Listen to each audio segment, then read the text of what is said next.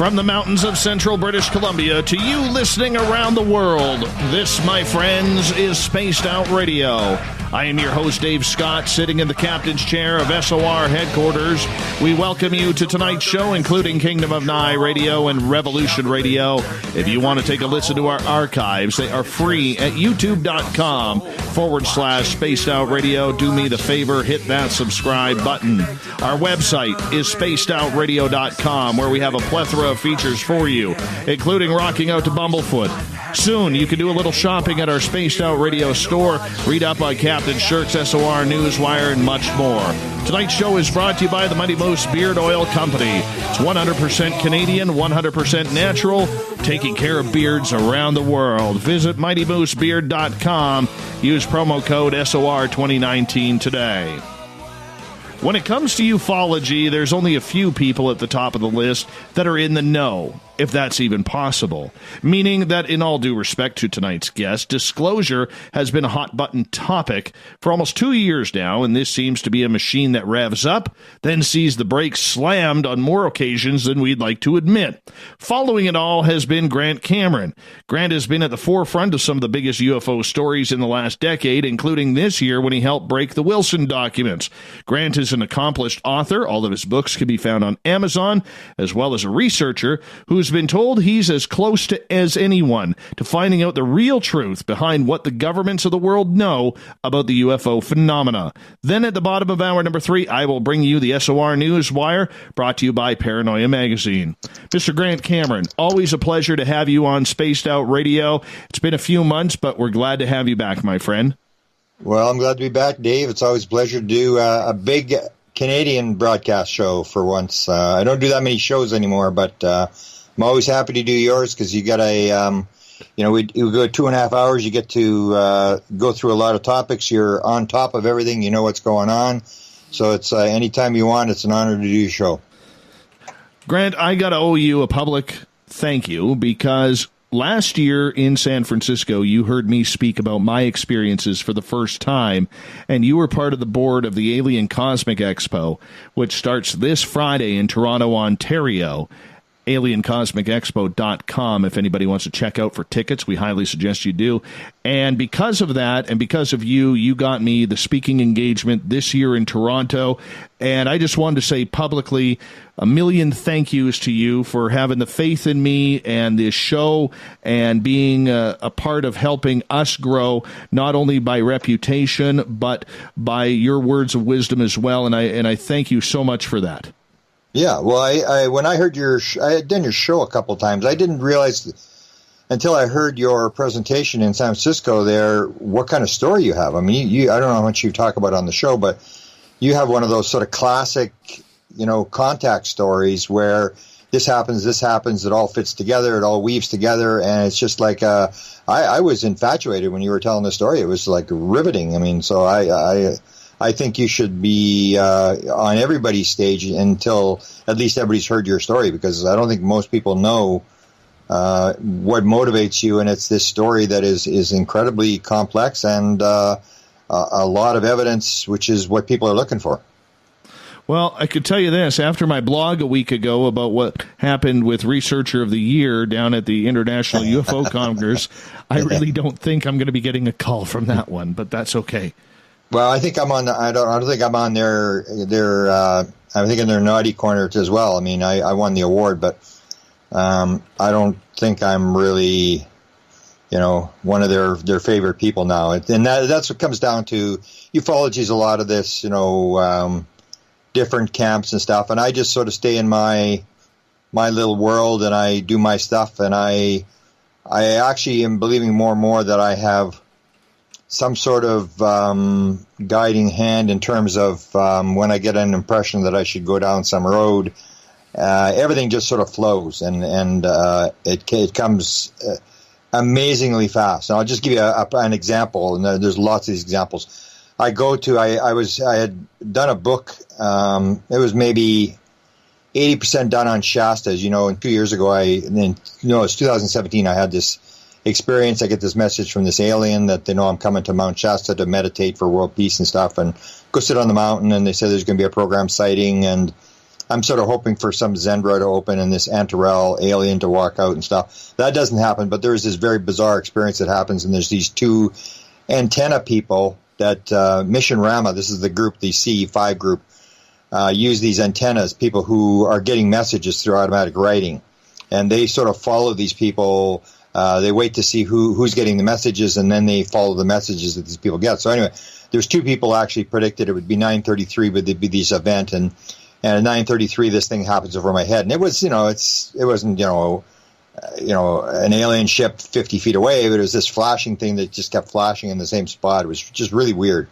But anyway, so I was impressed enough with that whole thing. I said, man, this is a story where they open these Zendra type portal things, and they have these contact experiences, and they seem to, be able to bring these things in, and they have this protocol and stuff. I said the English people need to know about this Mission Rama story, and it goes back to 1974, a couple months before I had my experience, and has all these bizarre synchronicities of how I got into it. I didn't really want to do it and stuff. So anyway. I do it, and there's two main guys that are on Mount Shasta that are contactees who run different groups. And when I was there in 2017, the group that was across the road, I was wondering, well, we had our stuff on our side of the road. I wonder what happened on that side of the road. And then they're saying, no, that guy is, he's don't talk to him and stuff. And I'm going, no, I'm going to talk to the guy. And that was in Enrique Villanueva. So I contact them, and there was more stuff going on their side of the road. They had like 25 aliens. At one point, this one guy, I just released his video, Marcel Vidovic. I released his interview on my YouTube channel, and he was there and across the road from us, and he sees these 25 silhouette figures of aliens, like tall ones, short ones, and stuff. So it was just this bizarre story, and I said, I got to do this book. So I start this book, and then I'm thinking, well, you got to balance this thing out. I've just got the one main contactee. I've got to go to the other guy's presentation. So this year I decided, okay, I'm going to Enrique's thing, and then I'm going to finish the book off. So I'll have the two, and it'll be balanced out, and it's not like I'm favoring one of the guys over the other guy. So I go there, but I got to get the story. So I go there, and we get there on Friday, and they have this bizarre story about this door. I won't get into it, but anyway, there's a bizarre story. They find this door thing, and they get these messages, and they find this door thing on the side of the mountain. It's really weird. And it's like, okay, whatever. And people are meditating, and I didn't get any message, so I thought, well, it's nothing to this. Go back, and it's Saturday morning. They start doing these stupid yoga exercises and Kundalini things, and I'm thinking, like, my God, if it had been dark, I would have left. I thought, what did I get into here? Like these exercises, and I've never done these kind of exercises. I was just getting killed. I'm like, I thought, this is horrible. Like, what did I get into here? This is completely different than the first time I was here. And then they start telling the story Saturday morning about the door, people having these impressions of what they got, and all these people are talking. I'm going like, wow, this is unreal. And then the Saturday night they have some beings outside the circle. That happens. Then they get this message. They got to go up on top of the mountain. They go up 150 feet higher up on the mountain on this other sort of landing thing there. And this guy's getting these messages, and they're following him. He's the GPS guy. And so they break up and they go up on the mountain. They all drive off about 11:30 at night. And they have a contact. And so I'm thinking like, wow, this is unreal, man. And I'm trying to tape the Sunday morning session as these people are telling these stories, and Enrique sees this like a city of lights on the mountain. There's no lights on the mountain, and he gets up 4 o'clock in the morning, and the whole mountain is lit up with all these lights. I'm thinking like, wow, this is even wilder than the first time I was here. And so I'm thinking, wow, I got to get this recorded. And then it gets into this whole thing where they just sort of hand it to you. So at the end, they're telling all these stories, and I got the tape recorder, and it's an hour and a half of people telling stories. And I think, well, I didn't realize the tape recorder really didn't pick it up very well. So they say to Enrique, are you going to write this all down and all the stuff that happened? He said, no, I got no time to write this down. He said, I can do it. Does anybody want to do it? I go, me. So they said, and then Enrique says, okay, everybody give your details to Grant Cameron. So I've done, and I'm starting to put them, I've got them on my YouTube channel, maybe 14 hours of interviews. So I got all 34 people, and they all have to talk to me. And I'm putting this thing together. It's 110 pages long for 2 days. And so this kind of stuff, it's like, I haven't got enough hours in the day to do all the stuff that is just sort of being handed to me, just incredible stuff that, I never thought I would have ever gotten. In fact, in Toronto, you're doing your presentation, I think, Saturday. I'm doing mine on Sunday. And one of the things I'm going to talk about is they asked me, what's your final presentation called? And I said, stories and other stuff. And basically what it's come down to me is that I had the sighting in 1975. And I was pretty convinced the first 2 times I saw it. It was pretty close. Came right at me second time. And I was sold on it. And I've told the story numerous times. I went and did this manuscript, and I tried to get it published, and nobody wanted anything to do with it. And so the local publisher said, Mr. Cameron, you may believe in this kind of stuff. Count me among the unbelievers. And I was just horrified. I couldn't believe it. So I've never since 1975 done sightings. I couldn't care less about sightings. It doesn't really prove anything because mine didn't prove anything. I had piles of sightings of people up close, and I was within 5 times I was within 500 yards of this thing. And I'm thinking, well, I didn't sell anybody on what I had seen, so this is a total waste of time. It's just like interesting stories you can tell. So that's basically, I said in 75, I want to know who knows what I saw. Somebody has to know what's going on here. I mean, I didn't know what was going on, but so that's why I chased the Canadian government. I chased former president of Penn State University, the president of the United States, Dr. Ron Pandolfi, the head scientist of the CIA, and I chased all these high-level people, figuring that one of these people listen very carefully to what they say, and somebody's going to know what the hell's going on. And I actually think that I'm sort of convinced that I've got the answers I need. I'm really not that interested in trying to figure out what's going on. I really think I know what's going on. And so I sort of gave up, and I just do, so that's why I'm calling it stories and other things, because I got so many stories. It's just like all these stories, and I go, I'm just going to tell stories. From now on, I'm just going to tell people, you want a story about this? Because I've basically got a story about anything.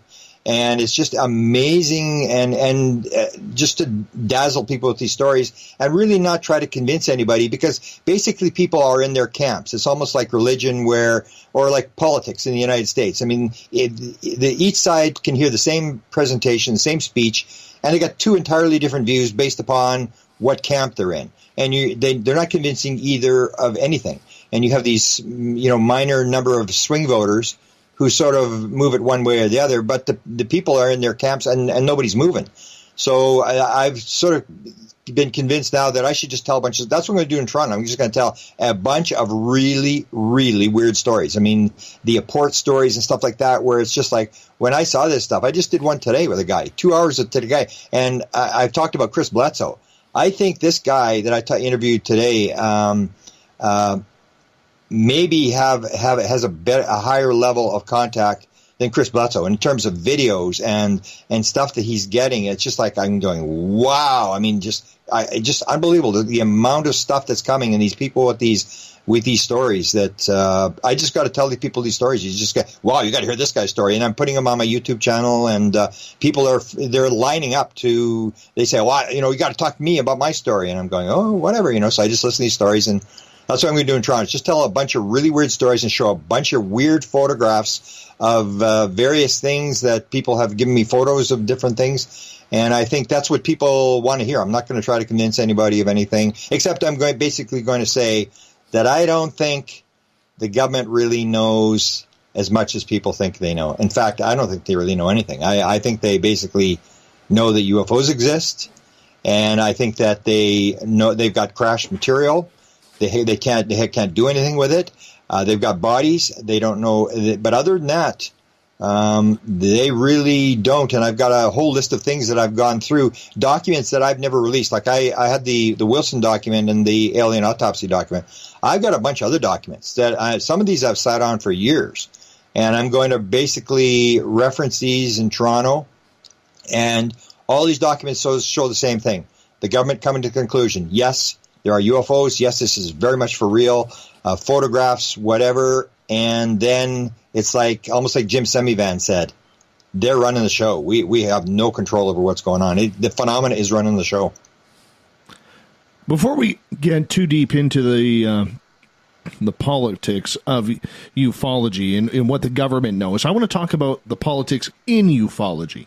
Totally different subject. With the rat race that has been started over the last 18, 19, 20 months, Grant, and we see people throwing under the bus everybody from longtime researchers such as yourself to the people who are just getting into it. It seems that there is a real fight for control of any sort of narrative within the community now, whether you're pro-TTSA or whether you're against TTSA or whether you're just standing in the middle calling what you see. How has the politics affected everything in this field over the last 18, 20 months?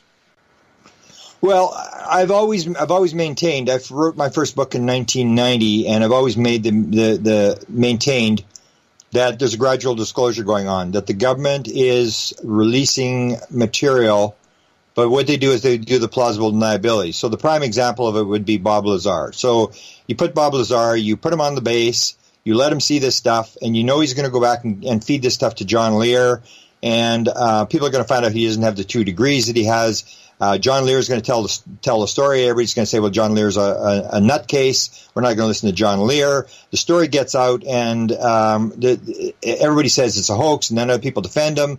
And that is basically how the entire UFO community has worked all along. So it's always the thing where someone comes up with a story, then they get sort of, it blows up in their face, something happens, even like with the TTSA, with the Greenwald. And I'm more on Greenwald's side in terms of what Greenwald is saying about the documents and stuff like that. Because that's what they've been doing all the time, except John Greenwald gets into the other thing where he takes the opposite step, where I'm saying it's in the middle, where they purposely leak these documents with these errors, and so to make TTSA look bad. So the government gives TTSA a bunch of stuff, and then they force TTSA to blow up. That's the pattern they've done for the last 30 years. They've done it over and over again.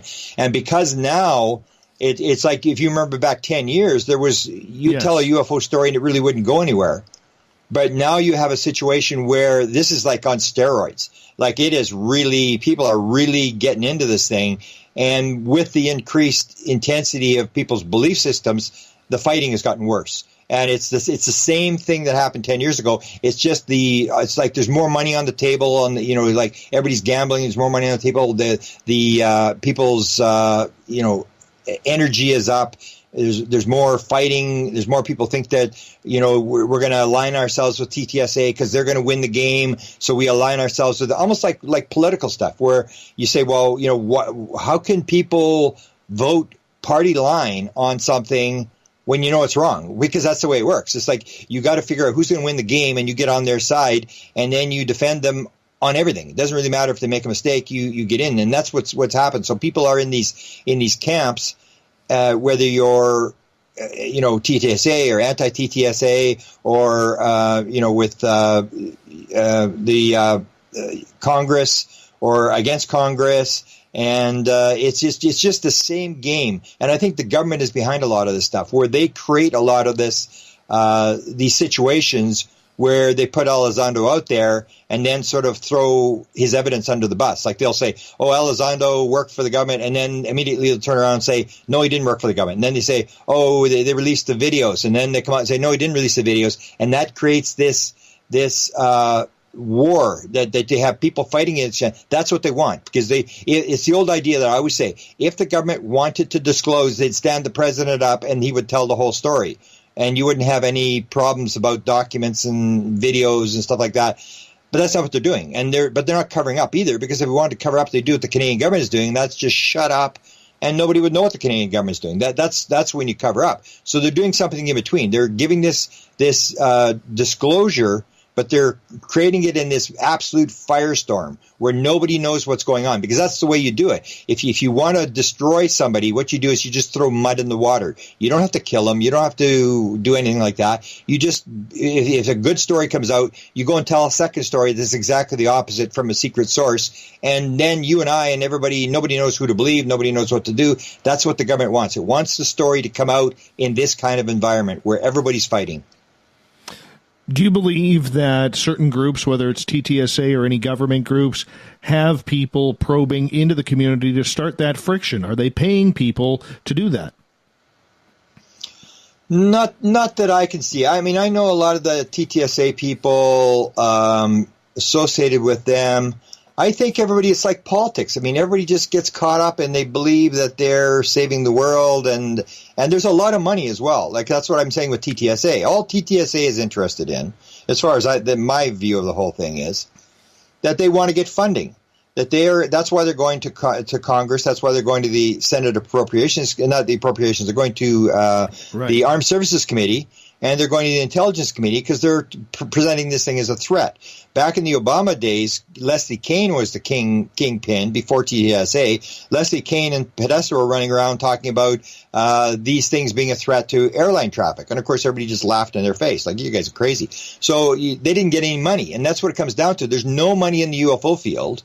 For anybody that's not in the field, there's no money in here, and there's no money for research, and all the research money is controlled by the government. So it's the National Science Foundation, it's the Defense Department. They fund all the research. So that's what TTSA has done, is they have gone and they realized that in order to get some money, they have to get it from somebody, and the defense budget is $733 billion. They're not going to miss a couple $1 billion to be given out. So they go in there and they make the pitch that, these evil aliens, and they're going to come rape your women, and they're going to eat blonde, blue-eyed young girls, and all this kind of stuff. And they get they show the videos to prove, this thing's for real. So they need the disclosure.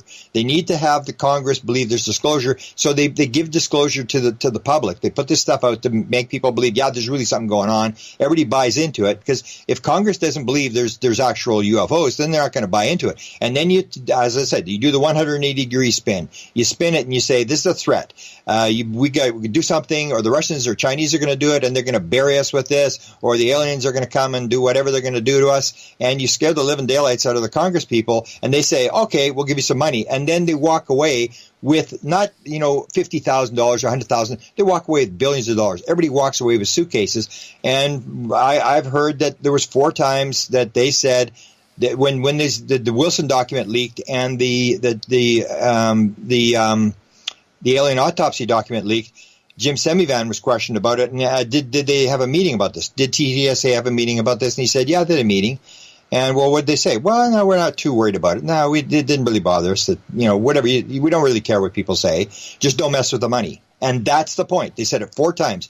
Don't mess with the money.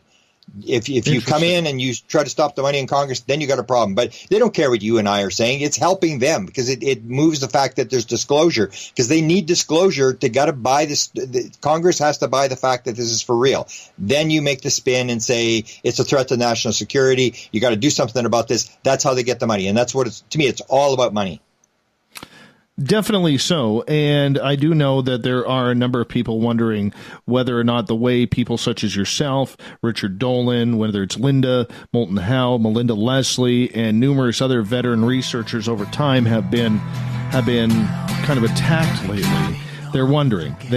Grant, I'm going to get you to hold on here for a moment. We are going to go to break at the bottom of the hour. Grant Cameron is our guest. Let's learn more about UFOs. What's going on? And what he'll be speaking at in Toronto this weekend at ACE. We'll be back.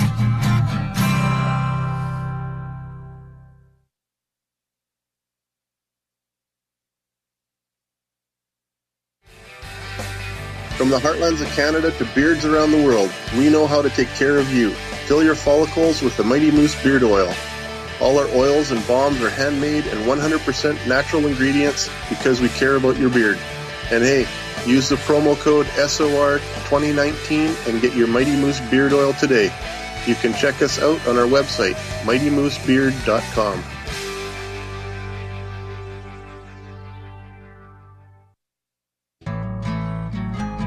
Looking for a place to advertise at a very reasonable cost? Look no further than Spaced Out Radio. SpacedOutRadio.com has an advertising tab that you can click to check out our daily, weekly, and monthly packages to play on the radio, or our website including social media. From commercial spots to banners, we have it all. Check out our competitive pricing today. Hello, this is your guitar man, Ron Bumblefoot Thal, and I have to tell you, I love the response I get for Little Brother Is Watching from Spaced Out Radio fans. It's amazing how music can inspire and make people think deeper about what's going on in the supernatural world. You can head over to my website, bumblefoot.com, to check out my music, my guitar workshops, my touring, even check out some of the hot sauces that I'm working on. And make sure you keep on listening, because with Spaced Out Radio, you know little brother is watching. Finish off your weekend and kick off your new week with me, Everett Thiemer, right here on Spaced Out Sundays. I'm going to bring you great guests, a little bit of snark, and plenty of information to think about. But don't worry, there's going to be plenty of woo as well. We are going to hit everything in the paranormal and supernatural, including the odd psychic Sundays. So tune us in on Sunday, 9:06 p.m. Pacific, 12:06 a.m. Eastern, right here at spacedoutradio.com. Heading to Vancouver and looking for a night on the town? The Moose Vancouver is the bar that never stops rocking until 2 a.m. every night. The Moose has great food with everything on the menu from $6.95 to $8.95. Fantastic, vibrant staff and rock and roll that will bring you back to when the music was real, the hair was long, and the guitars were rocking. Get your party on at the Moose Vancouver, the official party bar of Spaced Out Radio. Every night on Spaced Out Radio, we have places for you to hang out. Hi, this is Carl. Join our SOR Space Travelers group on Facebook for live chat. On Twitter, using hashtag Spaced Out Radio. You can also join us in our Spreaker chat room. Check us out on Instagram at Dave Scott SOR. All of our archives are free on YouTube at Spaced Out Radio. By the way, I'll be watching you at your window until you do. Bye! We're adding to the entertainment online for Spaced Out Radio. I'm Amber Beckrud, and I want to invite you to subscribe to our YouTube channel and check out Cryptid Tales, where I will take you on a journey into some of the strangest legends and lore from around the world, relaying the stories to you of the strange creatures and experiences that people have had throughout time. You can find Cryptid Tales at youtube.com/Spaced Out Radio. And while you're there, don't forget to check out our free archives and leave a comment. See you there. Coming soon to our website, spacedoutradio.com, is the SOR Space Travelers Club. For just $5 a month, you can get into a private area on our site where you can hang with other listeners in our chat room, post in our forum, and check out a bunch of exclusive content and store that won't be found anywhere else, including a nightly after-show party with Dave. It's going to be the best $5 a month you're going to spend. The SOR Space Travelers, only at spacedoutradio.com. Are you having encounters with the paranormal, supernatural, or ufological that you cannot explain? Look no further than the SOR Sightlines Report, brought to you by the Experiencers Support Association. This is Ryan Stacy, head of the Research Association, TESA. Soon on the Spaced Out Radio website, you'll be able to file your reports and have them researched for you. We are independent and ready to help Spaced Out Radio listeners today.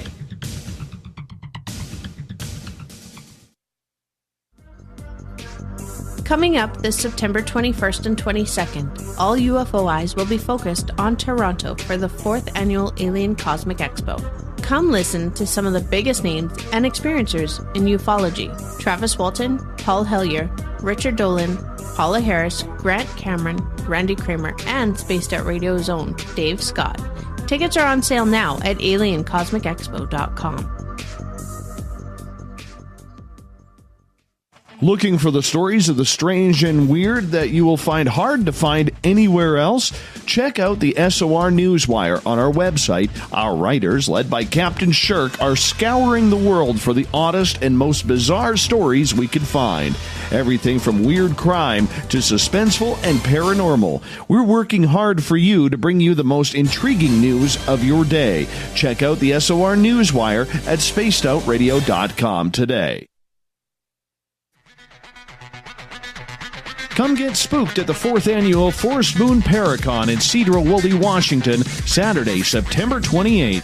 UFOs, ghosts, aliens, Bigfoot. Speakers include Mike Morin and Jason Jordan, R. Keith Andrews, and Dave Scott from Spaced Out Radio, and so much more. There will be workshops and a VIP roundtable. Get early bird tickets now at fmparacon.com.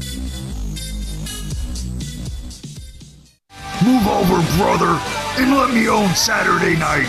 This is Rich Giordano, and I'm inviting you to tune on in to Spaced Out Saturdays starting at 9 p.m. Pacific, 12 a.m. Eastern, where I'm going to bust open the lids on everything paranormal. Why? Because we want answers, and I'm the guy who's going to deliver those answers to you. Join the chat rooms, and we'll see you this Saturday. Just be there. No, really.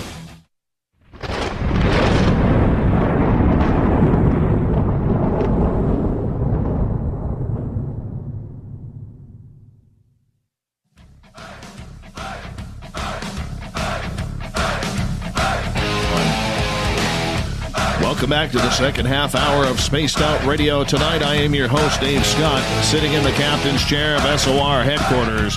Glad to have each and every one of you with us tonight, including Gene in D.C. Hi, Gene. Give us a call sometime.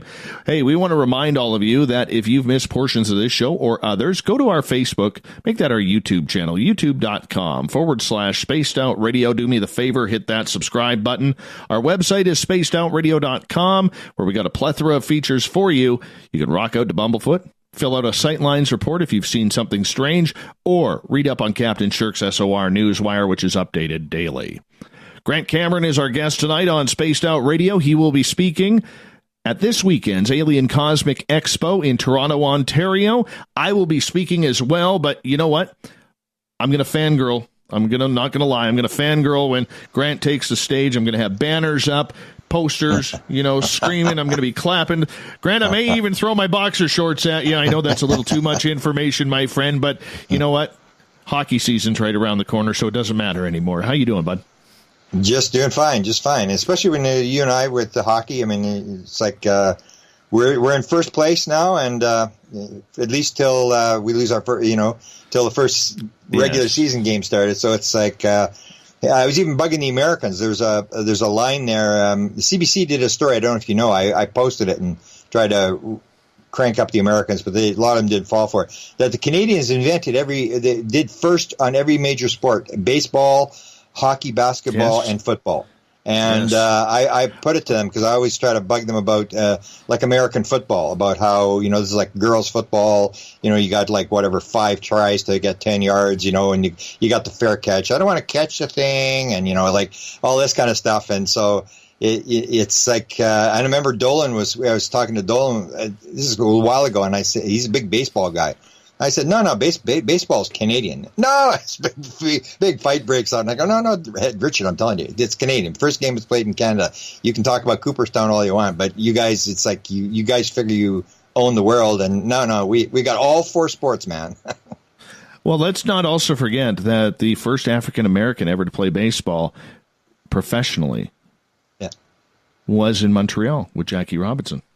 Wow, I didn't know that. See, there you go. We have to do a little thing here. We'll just line them all up. I mean, integrated sports. First, it happened in Montreal and then he was called up to the Brooklyn Dodgers. Wow, that's pretty cool. Yeah. Hey, I am full, Grant, of useless sports information. It's one of the prides I take in life is useless sports information. I got it. I mean, but everybody's into sports, though. Yeah. Okay, go ahead. Let's go back to Dieter Brock. Back in the day. Yeah. Anyways, I was always a BC Lion fan, so I didn't really follow Dieter Brock. Although it's kind of dangerous to be a BC Lion fan now. It's like, what the heck? I know. Our American listeners right now are, what the hell is the BC Lions? What are they talking about? Yeah. That's right. Grant, I want to ask you, you took a lot of heat for the whole Wilson leaks and the alien autopsy video that was, supposedly debunked. Yet there were a few people coming out saying, well, maybe not so, including documents that seem to come from people like Chris Mellon, Jim Semivan, Hal Puthoff, other people like that. Was this just another ruse to get the UFO community riled up? Do you mean the documents? The documents, the bringing back the footage of the alien autopsy video. No, they were just legit. They are exactly what they maintained, and I you probably know the backstory is that I got them from James Rigney.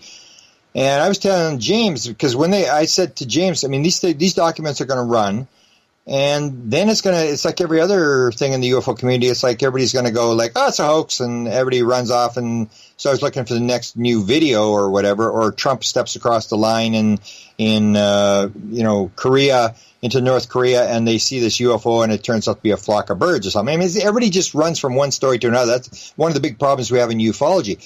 And I said to him, because there's a bunch of other documents, and I know some of the documents. I said, there was one, it's a condolence letter to a very famous person that Edgar Mitchell wrote. And I said, let me release this, because people are saying, it came from the government, it came from whatever, all these different people. And I'm going, no, it came from Mitchell's. And if we release, because it's got nothing to do with UFOs, but it basically shows that he's got the files. And there's one, and I can't really say because, James would get upset, but there's one like 300-page document that they have, which would absolutely convince the fact that these are Mitchell's files. So when we put it out, it's just that it's the same old thing. Everybody wants to bring it down. Everybody wants to play the skeptic because if you can take down the document, especially when Richard Dolan took a hold of it. So if you can take down Dolan, then you get all Dolan's power. And that's what people were doing. And that's what they started when, these two radio hosts we were talking about start this whole deal. And I don't know if you followed closely with the Kit Green thing. I did the interview with Richard Doty, and Richard Doty said, yeah, we looked at the alien autopsy. We had meetings in Houston and Dallas, and we had a meeting at Kit Green's office. Yeah, this is, I didn't see the actual document, but I saw one of the emails that was in that alien autopsy document. And then Dolan's talking to Kit Green, and Kit Green says, "Yeah, the alien autopsy, sure, it's a legitimate document. It's the real document."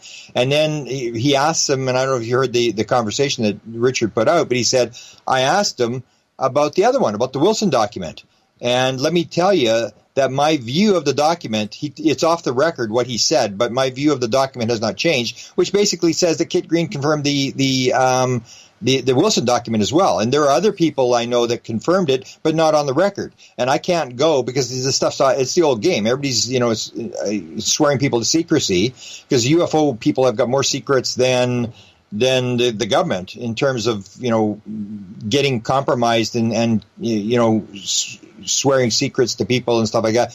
So it's been verified numerous times, but the problem is it ran out of steam. And that's what I figured would happen. And that's why I said to James, there's at least two other UFO documents. There's this major document, then there's this condolence letter.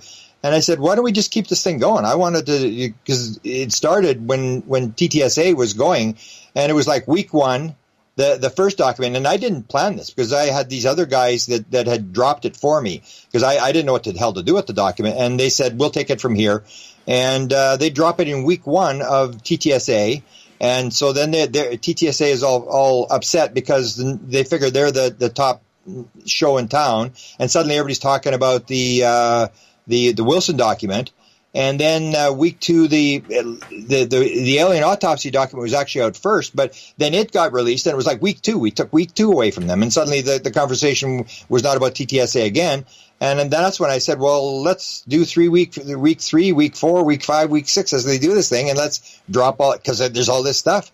But I don't control the documents, so I'm like everybody else. And I haven't even read the documents. I've told people this numerous times. People can't believe this. I have not read the documents. I saw the first page of that Wilson document in Laughlin, Nevada. James Rigney gave it to me. I didn't even want to talk to him. I've told the story. I said, James, I got to go. I got to be in Tucson at 5 o'clock for dinner. I don't want to, come in and roll in at 10 o'clock. These people are making dinner. I got to go. And he said, I need 10 minutes of your time.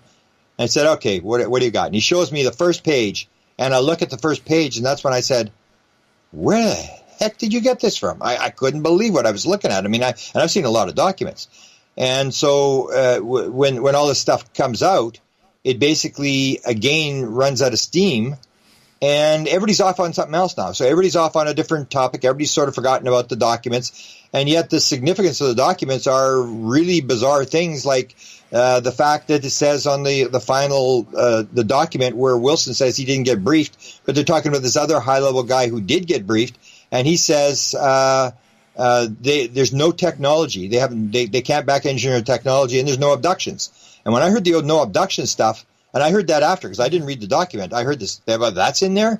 And I know that Kit Green had said that 12 years ago. There are no abductions. And so I'm actually going to do a presentation. I'm going to try to figure out what are they talking about this. And I think it's what the more I look at the UFO phenomena, the more I think that it's a lot less physical than people think it is. That a lot of the regression stuff is taking place out of body, and or that people are having soul contracts where they've agreed to come into the world to do this kind of stuff. And I'm trying to figure out, like, what are they talking about this? Because this has been brought up a few times, this thing about the no abductions. And when you get Kit Green saying it, and you get this high-level guy that was above the guy, the head of intelligence for the Joint Chiefs of Staff, these are high-level people. And so I'm going to look at that. But the more important one was the whole thing, and that's what I'm going to talk about in Toronto, is where they say, as Kit Green said, Uncle is clueless, and so is the intelligence community. And that's what's in that document as well, is that even though we have crash saucer material, even though we have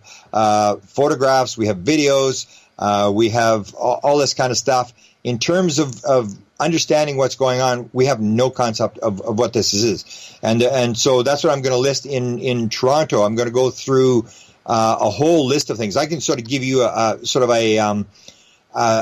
thumbnail. A bunch of documents. I've got a bunch of documents that I've talked about them a few times, but I've never really shown them.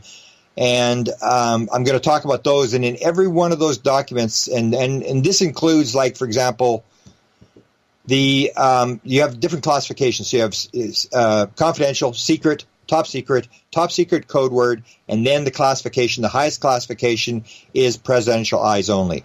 Well, in the 1960s, late 1960s, there was a presidential eyes only study done on UFOs. I haven't got those documents, but I've got a manuscript by the guy who headed the committee. I know who's on the committee. I've got all the notes. This guy, he was going to do a manuscript about putting this thing together, and it's basically what is in the end of that document, that where they say, yes, we have we're doing back engineering, but we haven't gotten anywhere. We cannot get off the ground with this thing. We just can't do anything. Or the Condor, who's Robert Collins. Robert Collins tells a story. This is just on Facebook about a couple months ago. He's the guy that basically put the Avery together for Bill Moore, and he says they've got a craft at Crete Air Force Base that is basically, sounds like it's totally intact. They can't even turn it on. And that's this whole thing I've always said. If you talk to experiencers who have flown the ship, and I've got these 50 people that I've got, listed, I know about them, or I've talked to them, and they basically say the reason they can't turn it on is because you need the mind. You become one with the craft, you link in, and it's almost like using your fingerprint on a cell phone. You need that link to get the thing powered on.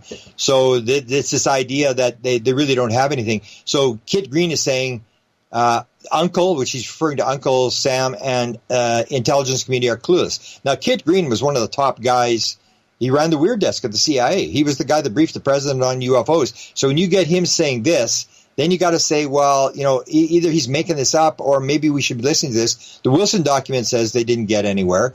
Eric Davis came out in one interview, and Eric Davis can be he gets going and he says stuff that he probably shouldn't be saying. And it was on George Knapp's show where he says, we've got crash saucer material, and we shut the program down in 1989 because we weren't getting anywhere. And that's when George says, well, I know what the headline's going to be tomorrow. And then George Knapp, who's pretty close with all these guys, he hints that they bring it off the shelf every 7 or 8 years. They take a look at it and they put it back on the shelf because they basically can't do anything. They have all the hardware, they have all the stuff, but they can't really do anything. And then Ron Pandolfi is telling somebody who's very close to him that I know, who talks to his wife like every day. So it's just a friend. And he keeps saying this thing about this techno scam, and he keeps saying to my friend, he says, like, we don't have anything. We don't have, this is all, and he keeps saying that the TTSA is a techno scam. That it's the old idea it's almost like, you're going to see me show an article in Toronto, a newspaper article from the early 1970s, where the claim is that we're going to be landing somebody on Mars in 1975. Major headline. And that's what it is. It's like you got the cured cancer. We've got the anti-gravity. We've got this. We've got that. There's all these different things. And that's what they're doing is you get people convinced that you've got the technology, you're on the very edge of the technology and you can get it. And I just need the Congress or you to put up $1 million. And they went after a lot of big people. So before TTSA went after Congress, they were going after big name money people. And I knew some of these people, like, for example, the guy that's backing Joe Firmage. And if you take a look at Joe Firmage, the rumor is Joe Firmage said he put in $20 million. Ron Pandolfi uses the figure $95 million. So there was a lot of money went into this. And what's this guy doing? He's spinning these top things and trying to lift what they call a bouncing box. He's trying to lift this bouncing box an inch off the table. And the main funder for him is Dan Marriott from the Marriott chain of hotels. And Marriott says, I'm not going to put in any money unless you get it this many feet off the ground for this many seconds. And then I'll put in the money. And so basically you have Firmage who can't get this thing levitated off the ground. So if he can't get it after spending $95 million and he's got all these intelligence connections and military connections, why would he just not use some of the black ops technology? He's got enough money where he can get this stuff. Why are they still trying to levitate this stuff off the ground? And so you see Marriott was involved. And I know that they went after Charles Bombardier here in Canada. He had a lot of money. He was putting money into this thing.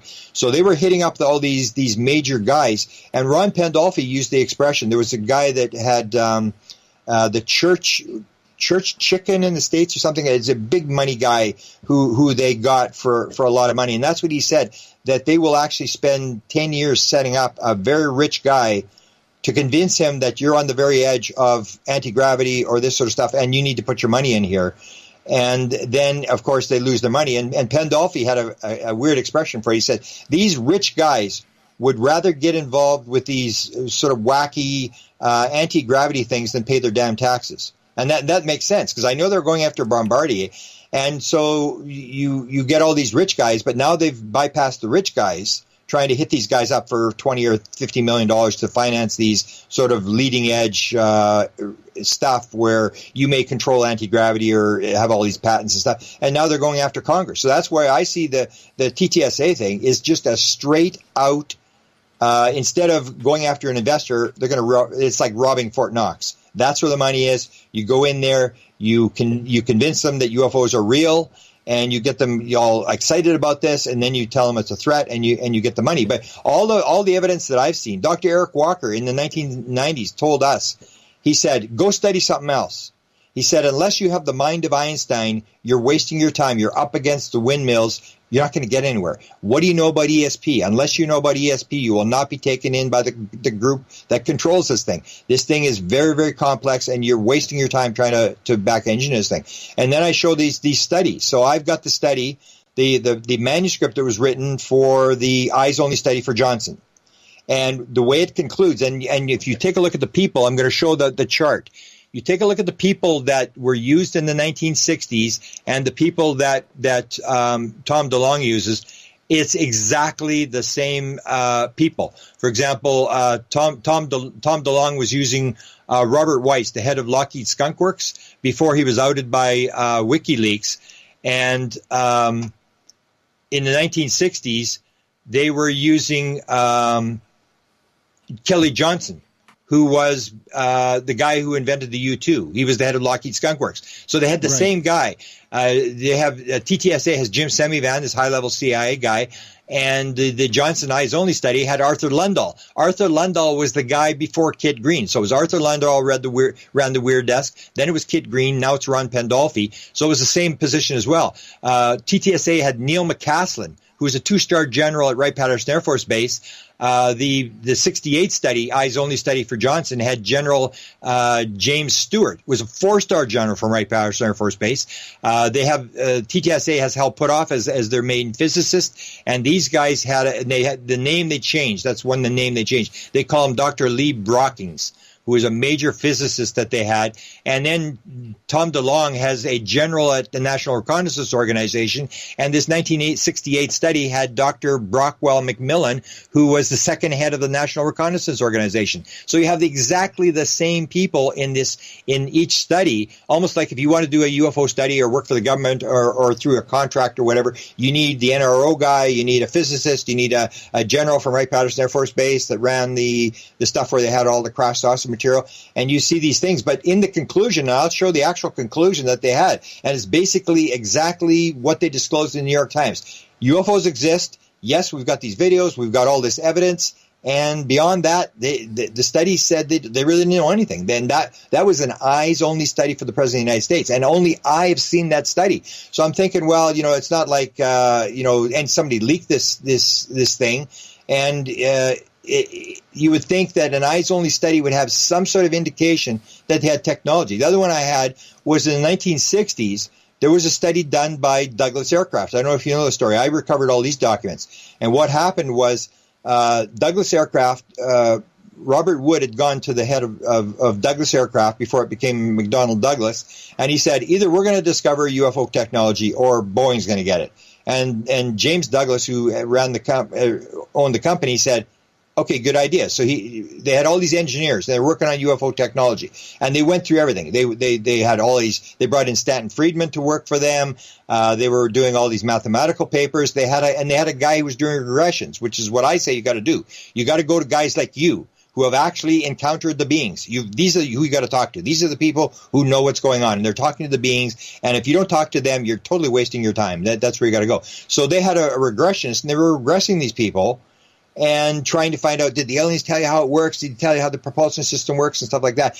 And that guy dies, and he's got a set of the documents. So the program got shut down. They spent $500,000. That was more than Blue Book spent for the Condon report, and it was around at the same time. So they shut the program down, and the guy dies. That's doing the regressions. The documents, he owns a farm. The documents are in a barn. The guy who buys the barn finds these documents and says, oh, man, these are worth a fortune. I'll sell them on eBay. And the guy who gives them to me buys them on eBay for $29. So he's giving me this thing. He's giving me his first name, and I'm saying, why you are in jail and stuff. And he said, well, they're not classified. They're just from Douglas Aircraft. So we actually put those documents on a website in England. And I don't think anybody's ever read them. But that's 280 pages of documents. It's the same story. Yes, UFOs exist. Yeah, we got all this evidence. Yes. And in terms of, we have no idea what's going on. We have no idea what the technology is. We can't back engineer it. We're stymied. And that's why they stopped the study, because they weren't getting anywhere. They spent $500,000 in 1968 to do this study, and they couldn't get anywhere.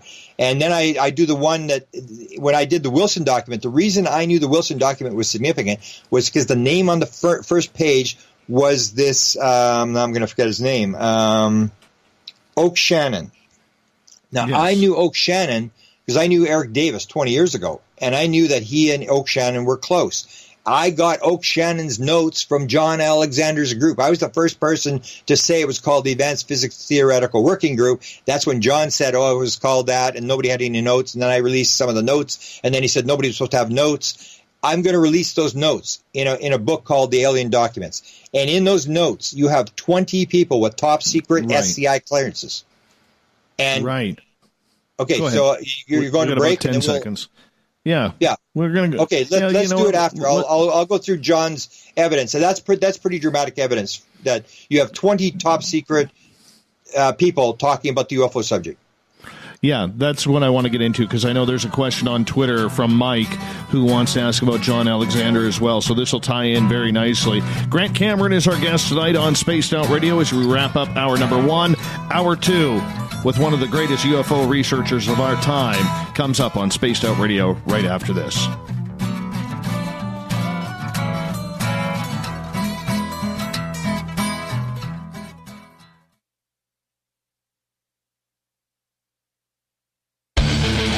Call of the Wild is in Vancouver. The Moose Vancouver is one of the hottest bars and restaurants in the city. Open until 2 a.m. nightly, the Moose will rock you like a hurricane all night long. Great food with everything on the menu at $6.95 near the corner of Nelson and Granville. Get your horns up and come rock with us. The Moose Vancouver, the official rocking bar of Spaced Out Radio. We're bringing you something new to the documentary world. Beyond the Spectrum will take you on an historic tour of topics like no other. Sasquatch, UFOs, government secrecy, and more, keeping you on the edge of your seats through the eyes of legendary truth seekers like Steve Bassett, Richard Dolan, Dr. Jeff Meldrum, and Jack Kasher. Head on over to Amazon Prime or Tubi TV and check us out. Please leave a comment for the filmmakers on their film's Amazon page. Move over, brother, and let me own Saturday night. This is Rich Giordano, and I'm inviting you to tune on in to Spaced Out Saturdays starting at 9 p.m. Pacific, 12 a.m. Eastern, where I'm going to bust open the lids on everything paranormal. Why? Because we want answers, and I'm the guy who's going to deliver those answers to you. Join the chat rooms, and we'll see you this Saturday. Just be there. No, really. Visit purpleplates.com today. For over 40 years, the Purple Energy Plates have been delivering amazing results for their many customers. Inspired by the great genius Nikola Tesla, the harmony, healing, and energetic effects of the plates have proven over and over to be beneficial and often miraculous to thousands of customers. Check their site for daily specials and choose from their many energy products. You won't be sorry. Visit them today at purpleplates.com. Come get spooked at the 4th Annual Forest Moon Paracon in Cedar-Woolley, Washington, Saturday, September 28th.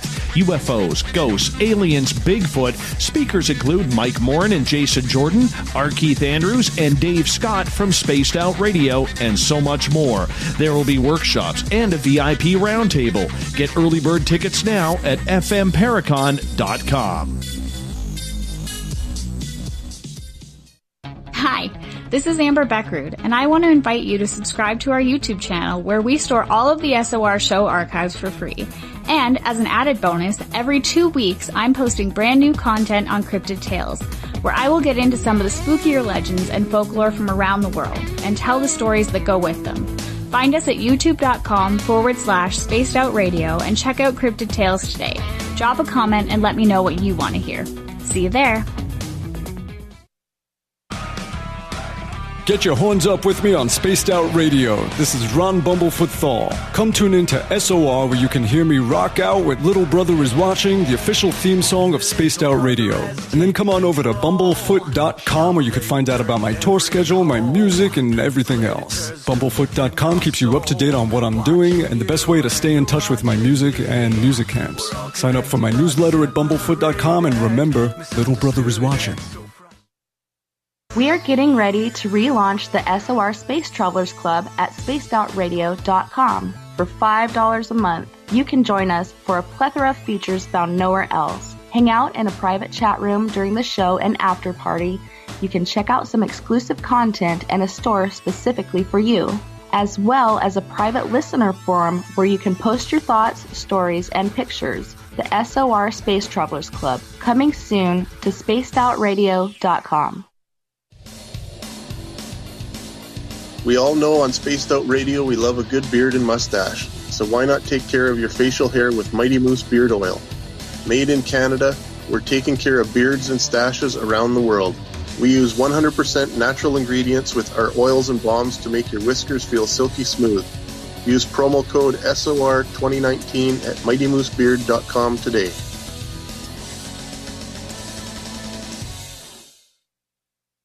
Looking for the stories of the strange and weird that you will find hard to find anywhere else? Check out the SOR Newswire on our website. Our writers, led by Captain Shirk, are scouring the world for the oddest and most bizarre stories we can find.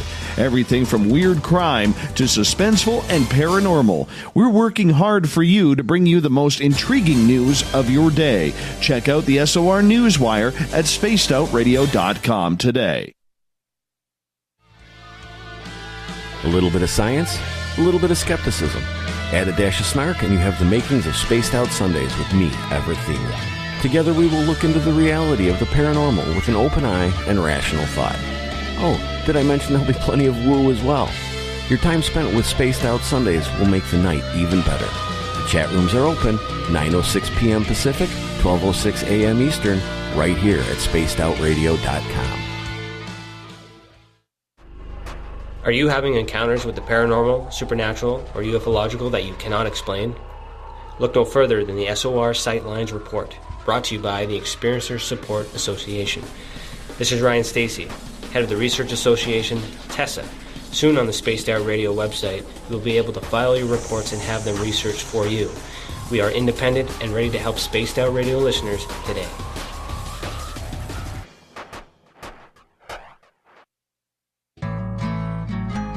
Looking for a place to advertise at a very reasonable cost? Look no further than Spaced Out Radio.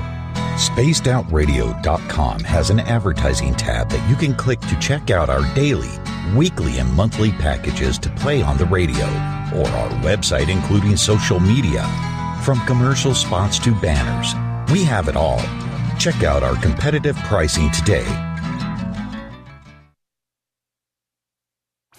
Come hang out with Spaced Out Radio, where we own the night. This is Carl. You can follow Dave on Twitter at Spaced Out Radio, and during the show, use the hashtag Spaced Out Radio to chat with us live. On Instagram, at Dave Scott SOR. On Facebook, give our page a like, Spaced Out Radio Show. SOR archives are free on YouTube at Spaced Out Radio. Come join us, or I will come join you. See you at your window. Canada's largest UFO conference is ready to roll in Toronto this September 21st and 22nd at the Alien Cosmic Expo. This year is about the experience. Listen to the stories of Dave Scott, Travis Walton, Paula Harris, Grant Cameron, Ryan Stacy, Richard Dolan, Leslie Mitchell-Clark, and more. Get your tickets now at aliencosmicexpo.com.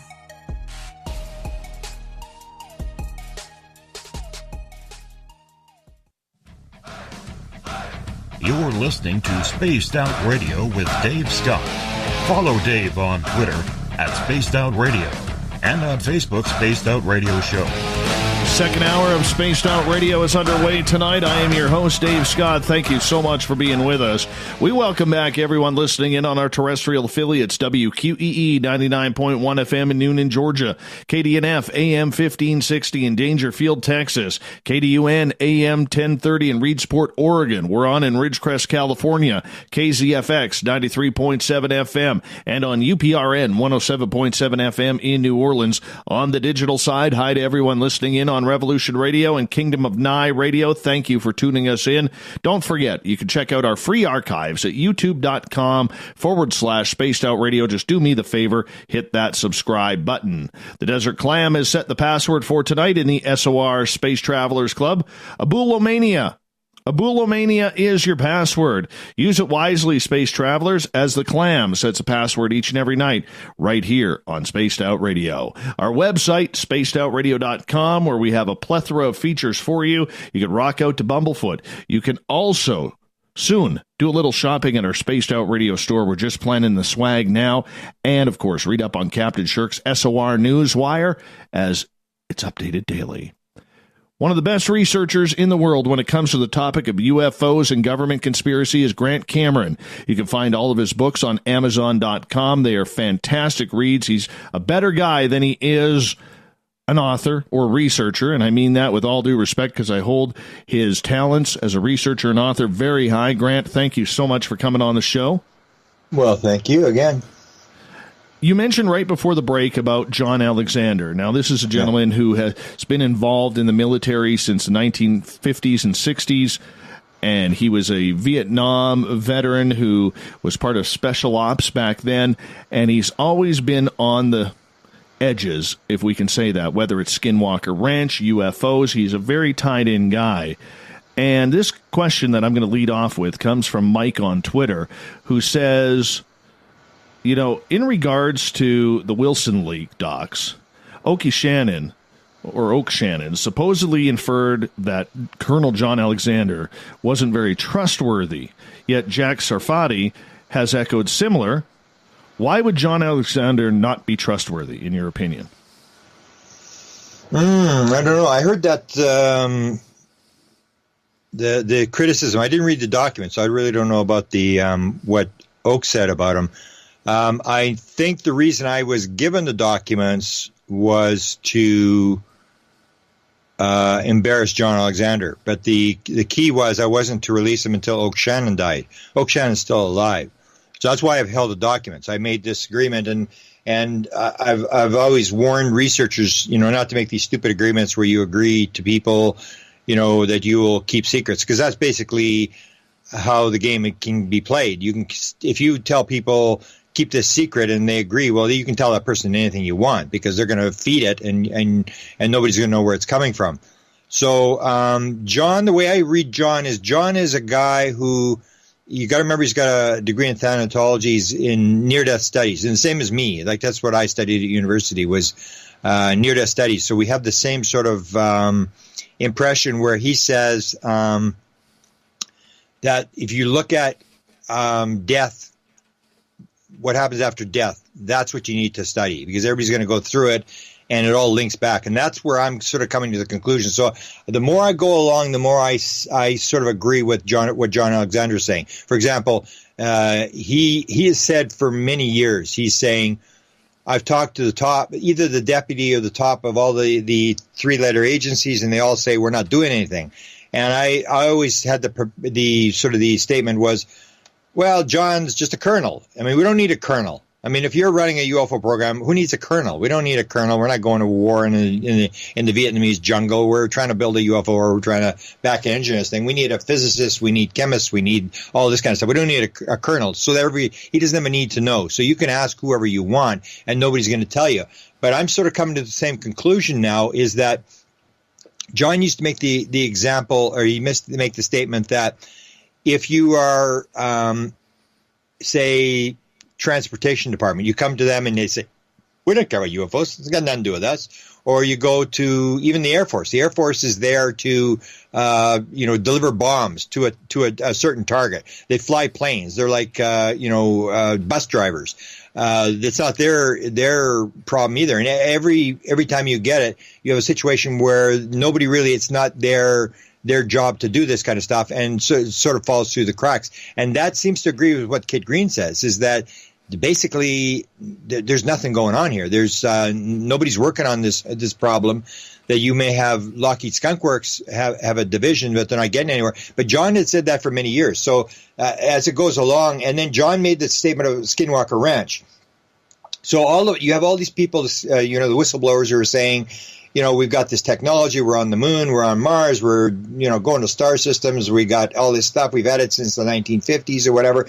And John brings up the point about Skinwalker Ranch. And part of what I'm going to talk about at Toronto is got to do with Skinwalker Ranch. Because Skinwalker Ranch, everybody says, it's got this UFO stuff. And Jacques Vallée pointed it out. It's like, no, there's no UFOs at Skinwalker Ranch. There was like one orb or two things that might be linked into UFOs. It was all apport material. And this is another one where I got dragged in. Suddenly I just got all the material. I got into it, and suddenly everything came to me. It was like they were handing me the evidence. And this is stuff where stuff appears out of nowhere, and it happens around experiences. A lot of experiences have this. Or you're in a room and stuff falls through the ceiling. And it's just, this stuff is appearing all over the place. Almost like in the early days with the physical mediums, during when they were doing mediumship and seances and stuff like that, where material is appearing. So that was going on at Skinwalker Ranch. So the woman comes to the house. She's got the bag of groceries. She puts the groceries down, goes to or takes all the groceries, puts them in the shelves and stuff. Goes in the next room, comes back again, all the groceries are back in the bag. And then the bulls end up in this trailer, and you have all this, stuff is being moved around, stuff is being hidden and stuff like that. And I knew that experiences were doing this. So you get Skinwalker Ranch, and John pointed out, and this really made me sort of pay attention to what he was saying, was the fact that we have this expression in hockey. If you got a real bad defenseman, I mean, they walked around the guy like he was a pylon. And that's what happened at Skinwalker Ranch. You had the Defense Intelligence Agency, the top guys. You had Bigelow with all his money. Everybody was in there, and it was like they threw whatever money. They ran this thing for a number of years. And according to John Alexander and according to everybody, They had to walk away. They had no control. The phenomena knew what they were doing. The phenomena knew what they were going to do. They couldn't film it. They couldn't do anything. And that is common with big psychics, where these people are doing a port material. You can't film it. It'll happen off camera. It'll happen in the next room. It's the same sort of thing. And it's the whole idea that the phenomena is running the show. And that's what John said about Skinwalker Ranch. So you have all this money, all this government stuff, which indicates, no, they really don't know what's going on. Yeah, there's a phenomenon at Skinwalker Ranch. Yeah, there's a port material going on, but they have no control. So you have these heavily armed special forces guys. They get stopped in the middle of the road, and they're told to give them this message: "Go away, you are not welcome." And then they go home, and these wine bottles are flying around, smashing against the walls. All this port material is happening in their house. Their roommates move out and stuff like that. So the question is, do we really have any technology? I mean, because everybody's saying, well, we got this all under control. Well, we didn't seem to have it under control at Skinwalker Ranch. And John was the guy that made that point, and he was right that we don't have it. And when I started to look, it appeared that he was right as well about the fact that there doesn't seem to be a government agency whose job it is to do all this kind of stuff. But going back to John Alexander, so John runs this thing in the 1980s. So and that's why I see all UFOs. I mean, whether you're trying to get into money or whatever, but everybody's doing the same thing. They're trying to figure it out because they've had some experience or whatever. So John he's been in it since 1947. I guess he had some experience in 47, or as soon as the UFO thing started, John was in it. He's the longest guy. So in the 1980s, he decides that they're going to try to find out who in the government is running the program. So he brings in 20 top secret SCI. You need top secret SCI clearance to get into this meeting, and it's a top secret restricted, which is the same classification as the MJ-12 document. And they have a skiff on the East Coast, and all these guys show up at this skiff. And I've got Oak Shannon's notes. Now, they're giving me Oak Shannon's notes to drop against John Alexander, to embarrass John Alexander. And it was like, the thing was, when Oak Shannon dies, you can release these notes. Well, Oak Shannon's still alive, so I'm still holding these notes. But now, because this other thing with Oak Shannon, with the Wilson document is out, now it's okay, now we might as well release these notes. What these notes show is these meetings that took place. According to John, they took place for 7 years, and it was basically like TTSA. They're on the inside, all these top secret SCI guys, everybody's got a clearance, it's all secret and stuff like that, and they're trying to figure out what's the deal with cattle mutilations. In fact, the one heading was back engineering, and all they have is big words, Bobby Rainman. That was always the rumor, that Bobby Rainman ran the back engineering thing. That's all that was in these notes. But these notes go through, and they have all the different topics. So they're in these meetings. The meetings go on for days. All these top secret guys are inputting their stuff. What do we know about this? What do we know about that? John is running the meeting, and I can't remember who the other person was that was running the meeting. There's two people running the meeting. But and so these notes that I'm going to release, there's 26 pages of notes. There's 2 pages of notes that are just critical. And it's a discussion that starts between these guys. And these guys are talking. And they're basically saying, are we to believe that all this stuff's going into a black hole and we can't get to it? And then then one of the others, top secret SCI guy, says, yeah, I think that would be about what it's coming down to. And then some guy, I think the guy from the NSA, says, I know a guy, his job is to go out into the community and find UFO material and get it and then destroy it. And so you have this 2-page thing where these guys are having this discussion. But in that 26 pages of notes, there is no indication whatsoever that there is any technology. Yes, UFOs exist. Yes, there's a back engineering program. All this kind of stuff. But in terms of it being discovered, they don't understand anything. And one of the stories was told to me, as you know, before TTSA came out, 8 months before TTSA came out, I put out Managing Magic. And I said that Tom DeLonge was coming. I said that all this was going to happen. I identified Jim Semivan 8 months before he was made public by TTSA. So I had the inside. Chris Bledsoe was in it. I knew what was going on. I had other people that knew what was going on. I was put all this material together. And in that, one of the people that was telling me this story, that the guy that identified Jim Semivan, he just gave me his first name, but I figured out who he was. Gave me his first name, and he said that John had gone to this guy, to Jim Semivan, and the Jim Semivan had said to John Alexander, John, it's for real. And I'm thinking, well, I mean, John always said there was nothing to it. The government's not operating, whatever. And then so John says to him, what, you're saying this is all for real? And Semivan says, yeah, it's for real. And he says, okay, so who's running it? And Semivan says, and this is the key, Semivan says they are. And that's what my conclusion now is. And I'm telling you, I've got all this material, and I would think that in all these documents I've got through the years, there would have been some indication from like John Alexander's 20 top secret SCI guys, where some guy says, yes, we've got this technology, we've worked on this, we've discovered this or whatever.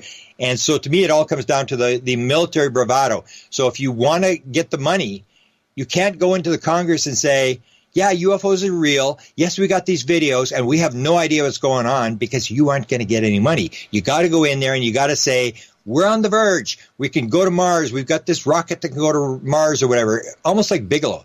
If they've got the technology, why is Bigelow building sheds to put on Mars? He's building these pods that are going to go on the space station and on Mars and stuff like that. Why is he not working on this UFO technology? Because he came to a dead end. He realized we can't solve anything. It was like dead end, and he just gave up and said, I'm going back to my business. And that's what I've heard. He's not really doing UFOs. He's back to making money, working on, because he's got the inside on all this stuff that is going to make billions of dollars, whatever.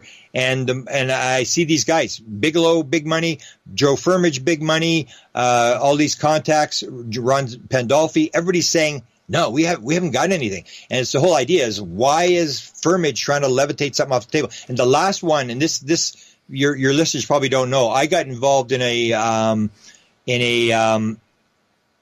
big war that started on the internet here a couple of weeks ago. And this is between two of the top physicists. One is Eric Davis, who's sort of the headliner for both the Wilson document and the alien autopsy document, because what they were doing is they were producing these documents for NIDS.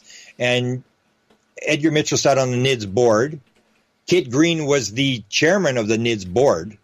And this material was going into the NIDS board, and the NIDS board was doing almost what John Alexander was doing in 1985. They would have these subjects. So they would work on a subject, and they'd say, what do we know about alien autopsies? Or what do we know about cattle mutilations? And they had all these, Bigelow was bringing these people in at thousands of dollars a day per diem, and was picking their brain, and they were trying to figure out these different things. Because they came to me about one of the things they were working on was the Holloman Air Force Base film. And they came to me to get information. So they were working on these different things, but you have Eric Davis, who gets in a fight. So he's the sort of the head physicist for Hal Puthoff and for TTSA. He's working on the wormhole, the propulsion theory, and all that kind of stuff about faster than light speed and travel and all this kind of stuff. So he gets in a fight with Jack Sarfati. Now, Jack Sarfati just went on Coast to Coast a couple weeks ago, and he really got going and said, I understand this. I know how the tic-tac flies. I've got the mathematics, and Hal Puthoff didn't figure it out. I figured it out. He's got part of it. I figured out the most important part. You can do it with no energy. Hal's stuff needs his equations need a lot of energy, and it's not.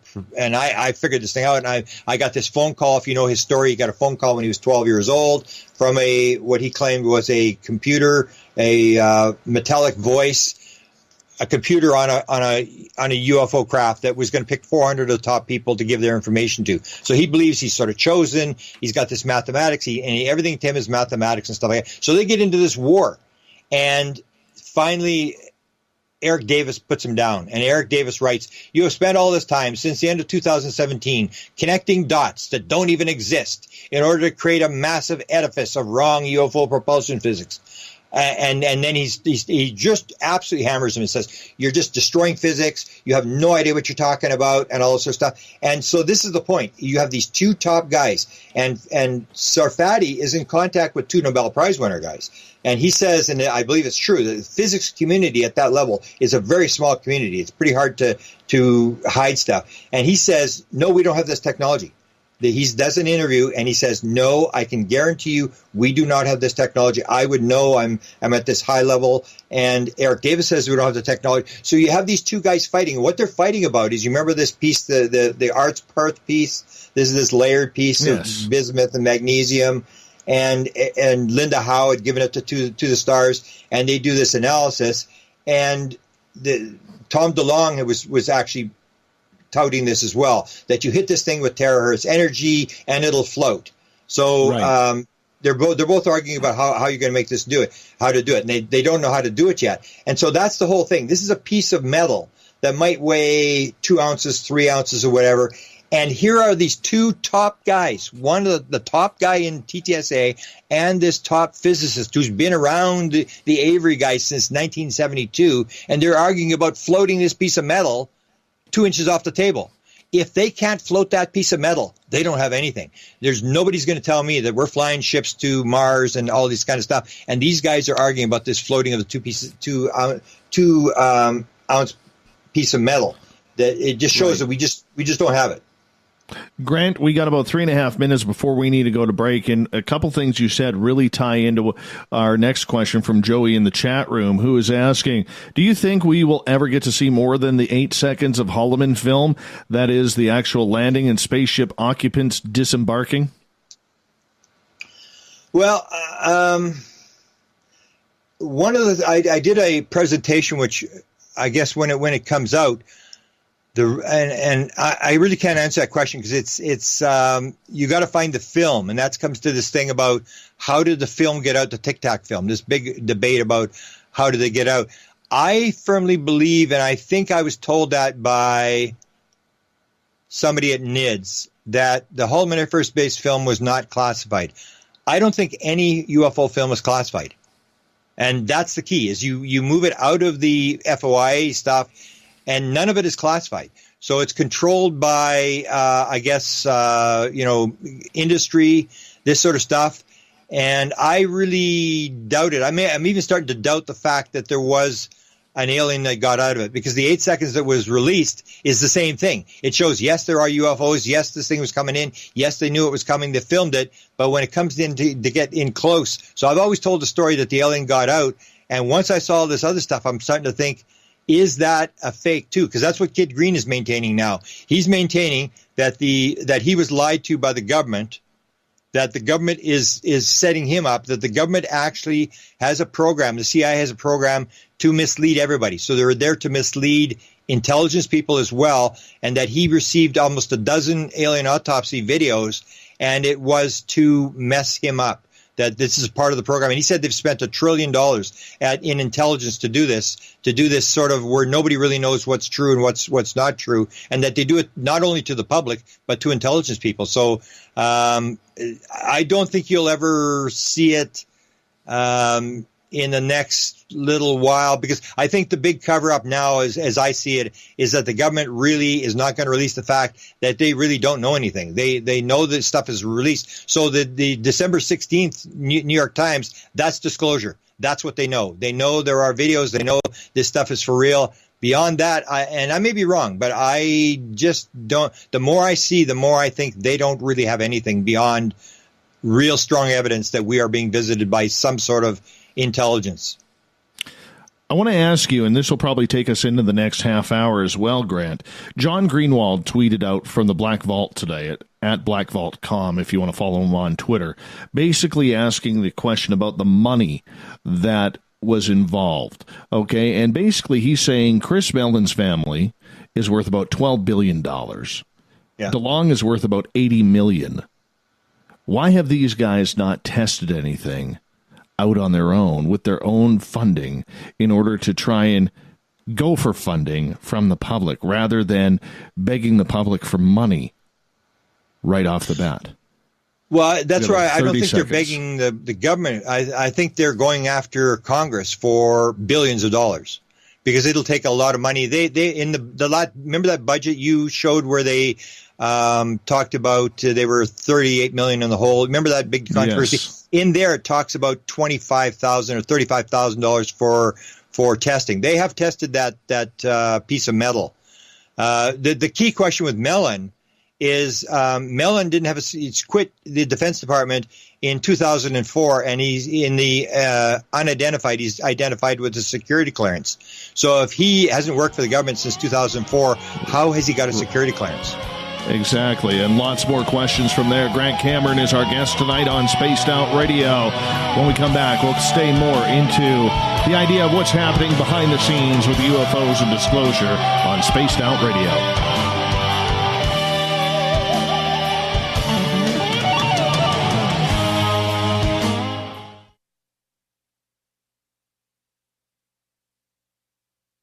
We're bringing you something new to the documentary world. Beyond the Spectrum will take you on an historic tour of topics like no other: Sasquatch, UFOs, government secrecy, and more, keeping you on the edge of your seats through the eyes of legendary truth seekers like Steve Bassett, Richard Dolan, Dr. Jeff Meldrum, and Jack Kasher. Head on over to Amazon Prime or Tubi TV and check us out. Please leave a comment for the filmmakers on their film's Amazon page. Finish off your weekend and kick off your new week with me, Everett Themer, right here on Spaced Out Sundays. I'm going to bring you great guests, a little bit of snark, and plenty of information to think about. But don't worry, there's going to be plenty of woo as well. We are going to hit everything in the paranormal and supernatural, including the odd psychic Sundays. So tune us in on Sunday, 9:06 p.m. Pacific, 12:06 a.m. Eastern, right here at spacedoutradio.com. Heading to Vancouver and looking for a night on the town?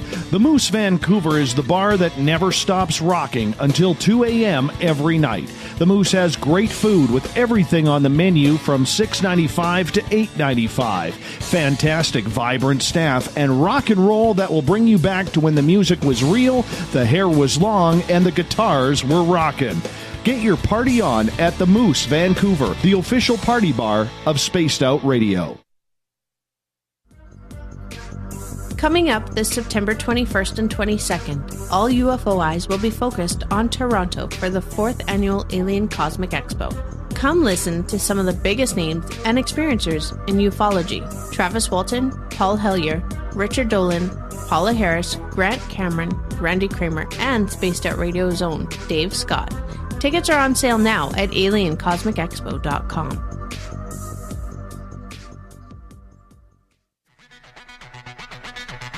Come get spooked at the 4th Annual Forest Moon Paracon in Cedar-Woolley, Washington, Saturday, September 28th. UFOs, ghosts, aliens, Bigfoot. Speakers include Mike Morin and Jason Jordan, R. Keith Andrews, and Dave Scott from Spaced Out Radio, and so much more. There will be workshops and a VIP roundtable. Get early bird tickets now at fmparacon.com. Hello, this is your guitar man, Ron Bumblefoot Thal, and I have to tell you, I love the response I get for Little Brother Is Watching from Spaced Out Radio fans. It's amazing how music can inspire and make people think deeper about what's going on in the supernatural world. You can head over to my website, bumblefoot.com, to check out my music, my guitar workshops, my touring, even check out some of the hot sauces that I'm working on. And make sure you keep on listening, because with Spaced Out Radio, you know Little Brother is watching.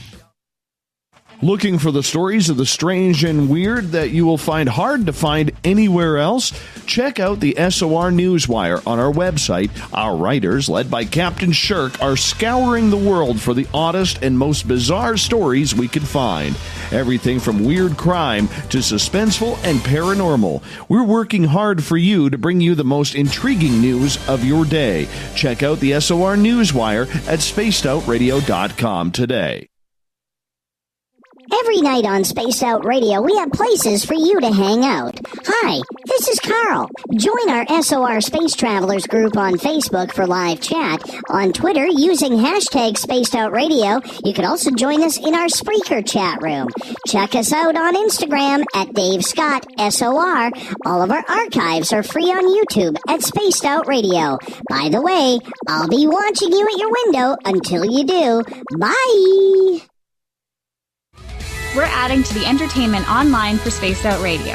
I'm Amber Beckrud, and I want to invite you to subscribe to our YouTube channel and check out Cryptid Tales, where I will take you on a journey into some of the strangest legends and lore from around the world, relaying the stories to you of the strange creatures and experiences that people have had throughout time.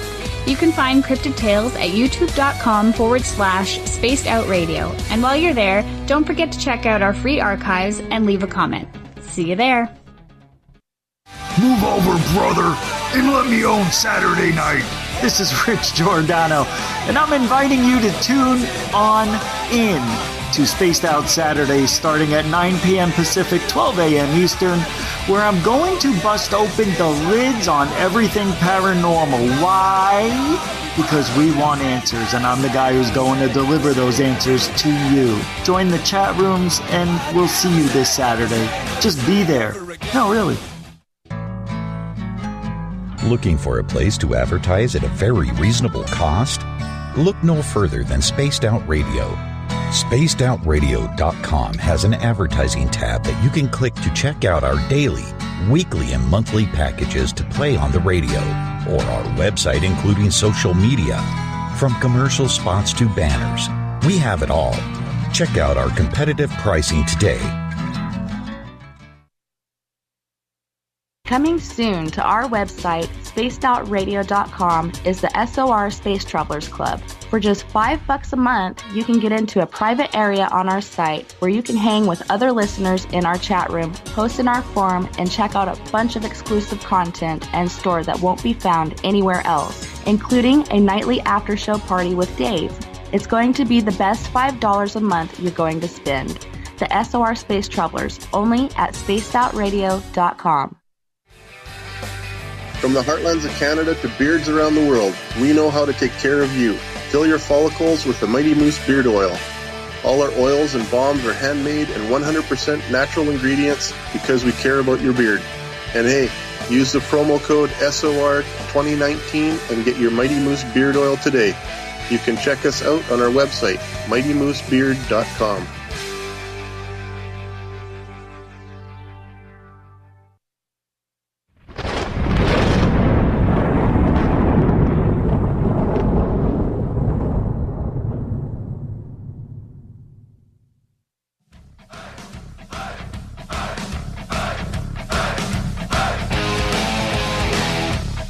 Welcome back. We've passed the halfway point of Spaced Out Radio tonight. I am your host, Dave Scott, sitting in the captain's chair of SOR headquarters, way up north in the frozen Canadian tundra.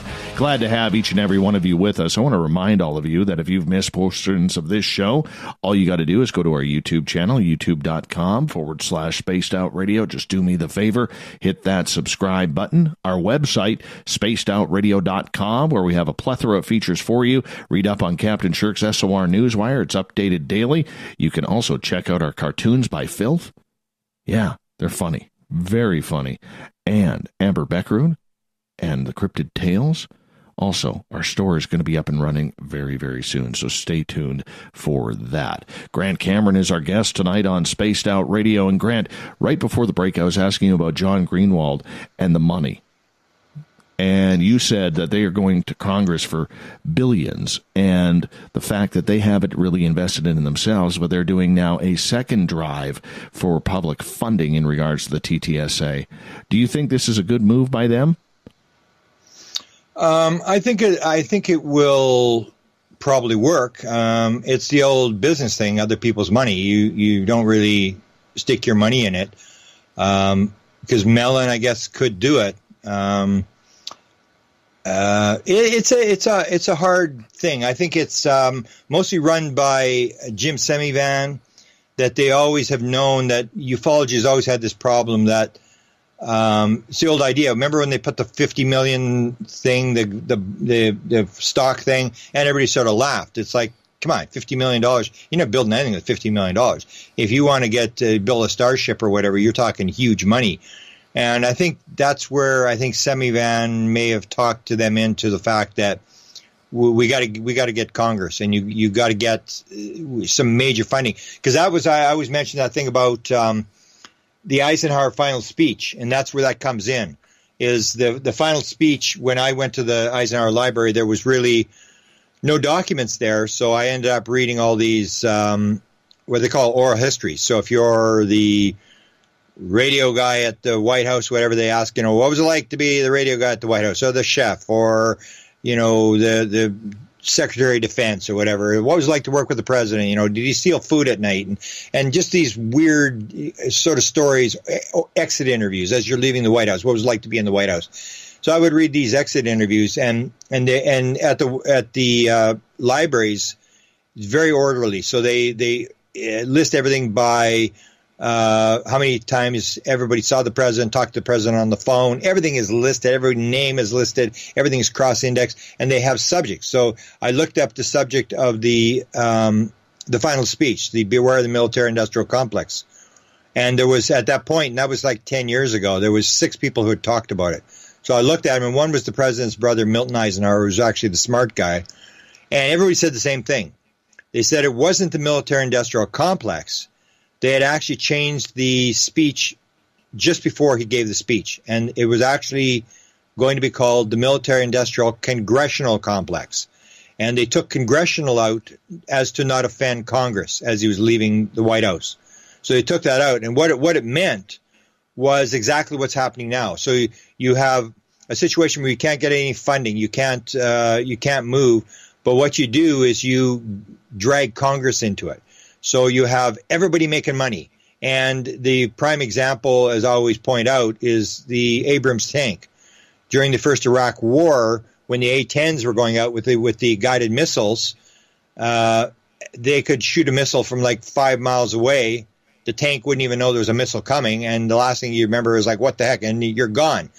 So they realized tanks were like a total waste of money because you could pick them off like target practice. So they decided the Abrams tank, which cost whatever it was, like a huge money per tank, the Army said, we don't want any more tanks. Stop building tanks. And because a congressman was involved and there was thousands of jobs at stake in his riding, you couldn't shut it down. So there was actually an article, you can actually look it up on the internet, it was called Tanks But No Thanks. And it was this whole article about the fact that they could not shut down the building of the Abrams tank because there were so many people who had their hand in the cookie jar. And that's what you need. So that's why I believe they're trying to drag in Congress, because even if say, Mellon were to put his money in or whatever, you need money for many years to come. You still need to have a situation where if you're going to fund something like interstellar space or something like that, you need the taxpayer money. That's where the only place there is money, that the government has the money that's required to do that. And so I think it was Semivan that came up with the idea that we do this thing, and that's where the disclosure thing comes in. So you run it in the New York Times, you run it in Washington Post, and you run it Politico all the same day.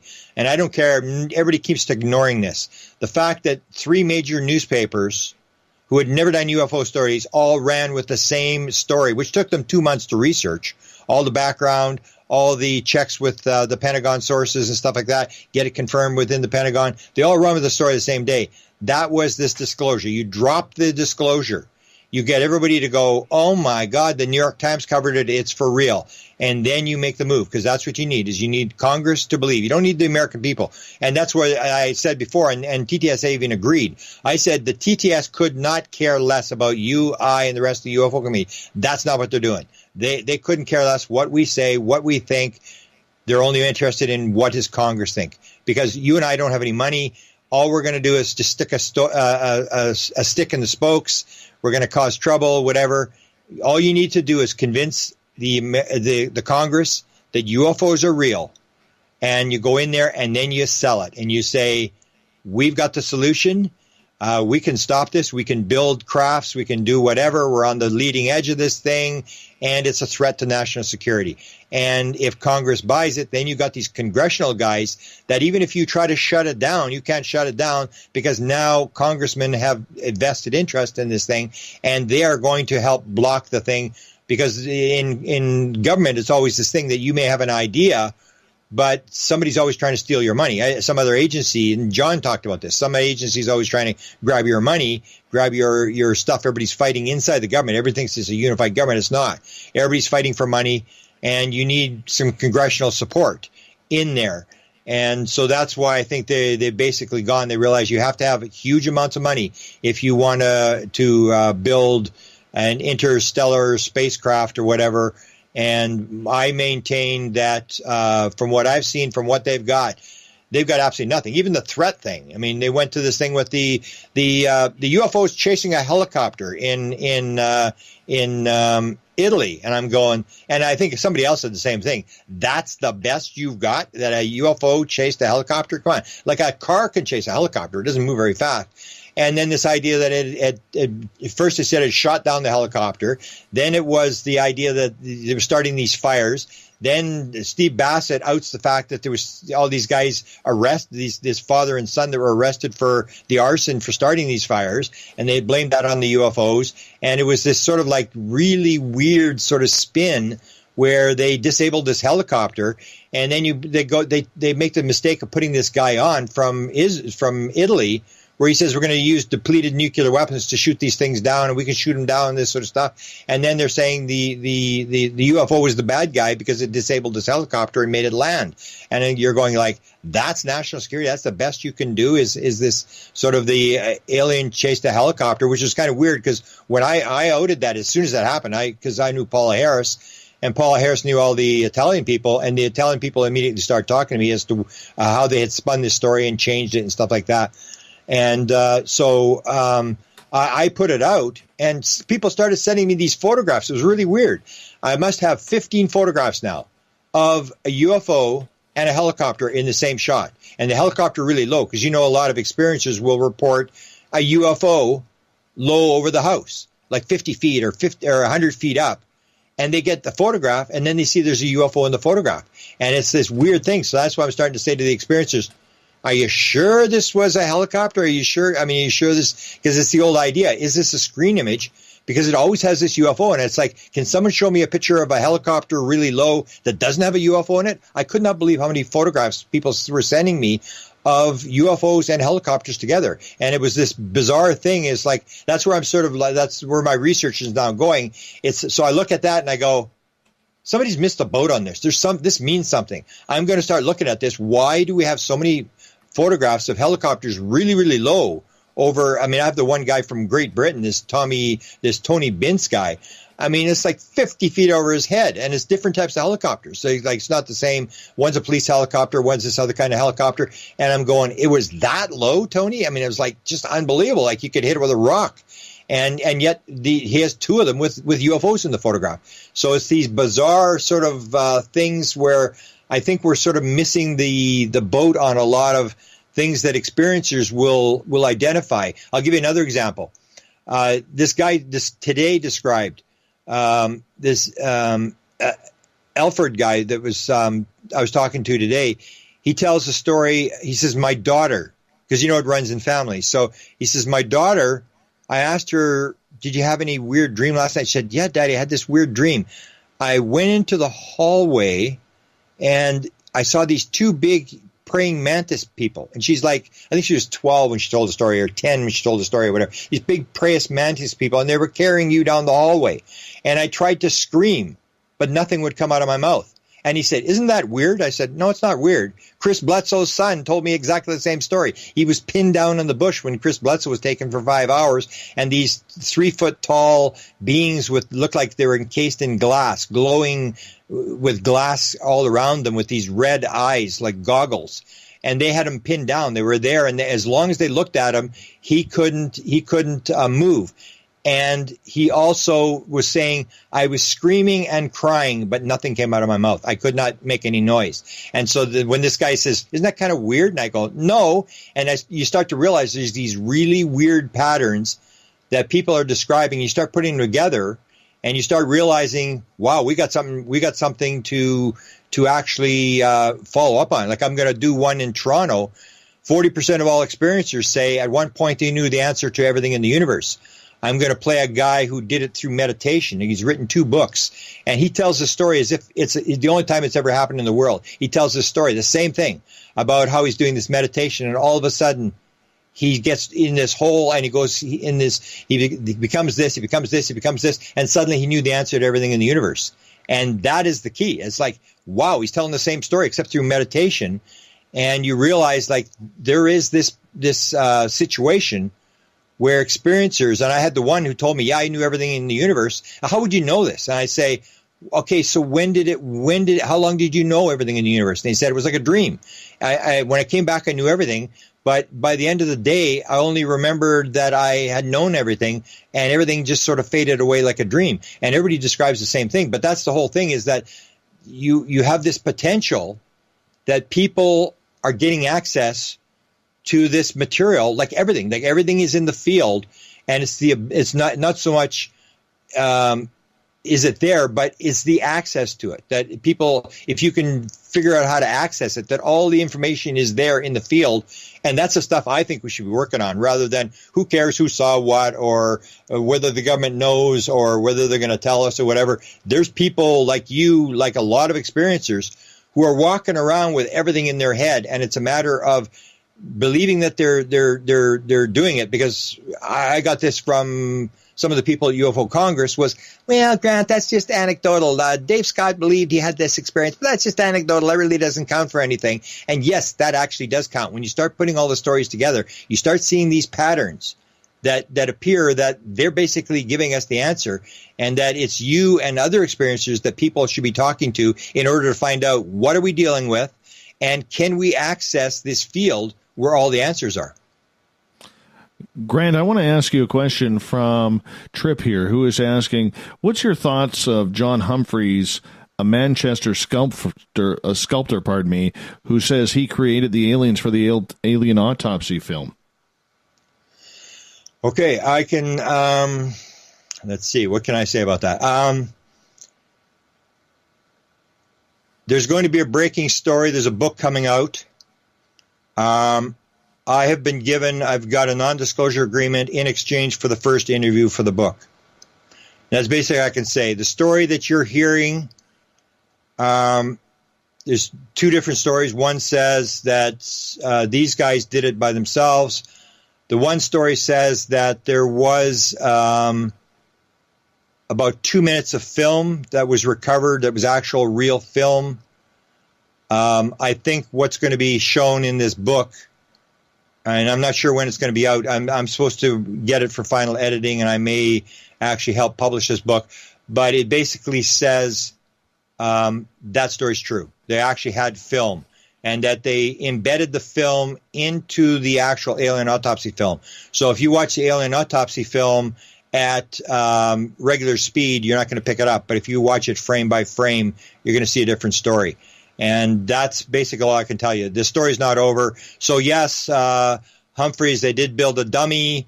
They did do a recreation. They're saying there was nothing but the recreation. It was all a hoax. I beg to differ, and we'll see what happens with this book. I'd say maybe a month or two coming out. I've seen one of the chapters, and I have seen a transcript of an interview, which they claim they've got the actual audio of the interview. So the story that you're seeing, the alien autopsy story, has died out, but it ain't over. That's all I can say. All right. Grant, when it comes to the idea that we are putting pressure on the government, does the government even care? Do they even know the pressure that's actually on there, or is this self-made by the field of ufology? Oh, yeah. Well, I give you an example. I mean, people figure that, first of all, you got to realize the government is not unified government. I mean, I worked in government. I worked at the university, so it was all funded by the government. And I know what it's like. I mean, you only know your little thing, and people are basically trying to steal everybody else's money. Everybody's working for their department, and they think their department is the most important thing. And so I say, well, who in the government do they really care? So I talk about this, that the UFO community is true, that the UFO story, if you realize what's going on, it's the most important story of all times. But most people really don't care, whether it's the government or whether it's the outside. I have this experiencer thing, because I believe experiencers are the people I got to talk to. So I have a session that I have. I don't run it every Saturday, but I basically open it up on Zoom. And if you're an experiencer, if you get the link, you can come on to this thing. And these experiencers all come on and they tell these just unbelievable stories of encounters. It's like Experiencers Anonymous. And they can sit in the background. They can turn off their cameras. They can sit there and listen for 3 weeks or whatever. And then they'll suddenly come on and tell their story or whatever. And I send out 300 invites. These are people who have been on the ship. These are people who are into portals and into all this kind of stuff. I get maybe 20 people. So if you see that these are the people who say, you know, I had to shop, or I had family, or I was whatever excuse they have, they didn't come, whatever. So if the people on the ships, the people who are actually involved, I get 20 out of 300 invites. We're thinking that the government's going to be interested when they have never had an experience. I think people have to realize that it's a big story, but the vast majority of people are just trying to put their kid, you know, in college. They're trying to pay the bills. They're trying to go shopping. They're you know, take their kid to soccer practice. They want to watch a hockey game once or twice during the week, whatever. nobody really cares. And that's, I think, the situation in the government is that unless you get to the person, say the person at Lockheed Skunk Works, when Tom DeLonge he has that meeting at Lockheed Skunk Works, and he's talking to them, and he suddenly talks to the head scientist, and the head scientist says, okay, yeah, how do you think this works? And Tom goes, he gives him a couple ideas, and he says, I think consciousness is involved. And then the head scientist suddenly says, now you're talking. And for 45 minutes, he's like me. He can't shut up. He just talk for 45 minutes about consciousness. So if you get that person in the government, yeah, that guy's going to be interested to talk about UFOs. But most of the people in the government are going to roll their eyes when you tell them about UFOs because they're not involved. They don't care. They didn't have a sighting. It's you and I who've had the experiences, and then you get dragged down the rabbit hole and you can't let it go. So we think everybody thinks it's important. I know for a fact, I've told this joke, that when I go to a cocktail party, my girlfriend is really not that interested. She's not interested at all. I mean, she'll sort of put up with listen to a good story if I've got a good story or whatever. But if I'm at a birthday party or something, there'll be a bunch of people, and there's always somebody in the room who knows I'm into UFOs, and they'll come out, oh, what's the latest thing? And they want to talk. And within 3 or 4 minutes, he and I are by ourselves, and everybody's on the other side of the room, including my girlfriend, because they just don't want to hear about it. And that's what we've got to realize, that not everybody's into it, the same as we're not into childhood cancer. Maybe it's more important to have childhood cancer. We should discover childhood cancer. There's a lot of very important issues, but unless it's your issue, unless you've had an experience with it and it means something to you, that's why you and I are pushing the ball down the field. And it's a gradual acclimatization thing of raising of consciousness where people suddenly realize, yeah, there's something to this, because you can't convince people. You can't go to them and convince them this thing's for real. They're just not going to buy it. It's just not in their thing unless they've had an experience. So it has to be this gradual thing where they get it off TV, where they see it indirectly. And I'm really differ, especially when I saw the numbers that I was getting, the number of invites, and these are people that should be really into it, but they're basically, I had to go shopping, I went to the lake, and whatever the thing was, people are busy with their lives. And in the government, there may be one agency, say MJ12 or Lockheed Skunk Works, or one small little agency in the government that's working on UFOs, and the rest of the government could not care less. Can I take off early on Friday? Where's my paycheck? That's all they really care about. They're really not into trying to save the world with UFOs. We only got about 1 minute here before we go to break. Maybe about 90 seconds or so before we go to break at the top of the hour. Grant Cameron is our guest tonight. Grant, in the event that news starts to come out and it starts to leak and it comes from Washington, what's the filter it's going to come through? Is it going to be TTSA? Is it going to be the media? How is this going to happen? Well, I believe Jim Semivan's running the show. He's the government guy. He's the guy who knows how the media works and how to get the story, how to manipulate, to move the public mind. And what I've heard is that when they get the results, everything's going through the New York Times. Even George Knapp talked about this, how he fought. Remember the story he told? He was really, really upset that I sat on this story for 10 years. George Bigelow told him in 2007 this story was for real. And he sat like a fly on the wall and watched the whole thing. And then when the story broke, they said, no, you're not going to break it. It's the New York Times. And he said, well, I kept my mouth shut for 10 years. Why can't I break it? Because nobody's going to listen to you. They're going to listen to the New York Times. So I believe everything's going to go through the New York Times. Everything's going to go through, that's why they don't talk to you. That's why they don't talk to anybody. They're only interested in convincing Congress. So Congress, if they see it in the New York Times, then they're going to buy the story, or they see it in the Washington Post or Politico or whatever. Anything else, they're really not going to pay any attention. That's what the whole thing comes down to, not even convincing the public.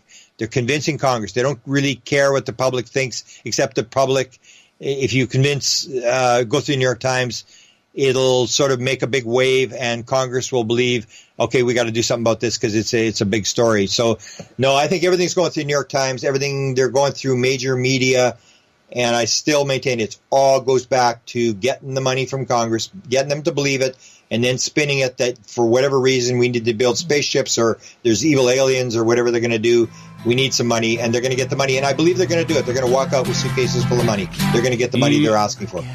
Evil Aliens, Grant. We got you for another 30 minutes on Spaced Out Radio. Grant Cameron. You can find all his books on Amazon. Hour 3 of the Mighty SOR coming up after this.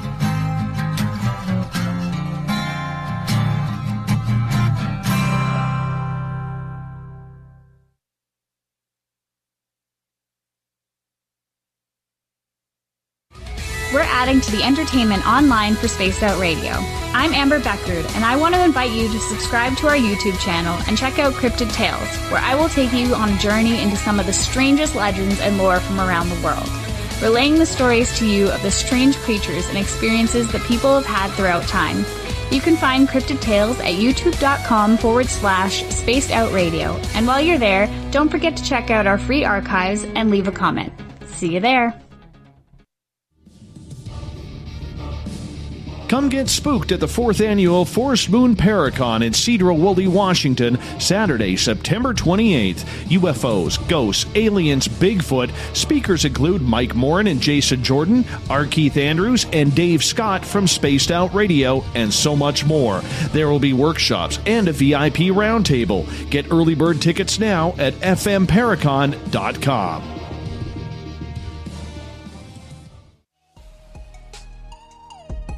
Canada's largest UFO conference is ready to roll in Toronto this September 21st and 22nd at the Alien Cosmic Expo. This year is about the experience.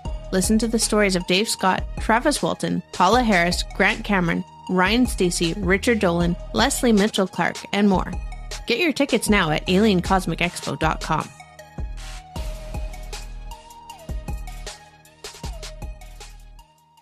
A timepiece is a reflection of who you are, and what better way to show off the real you than with an Escape watch?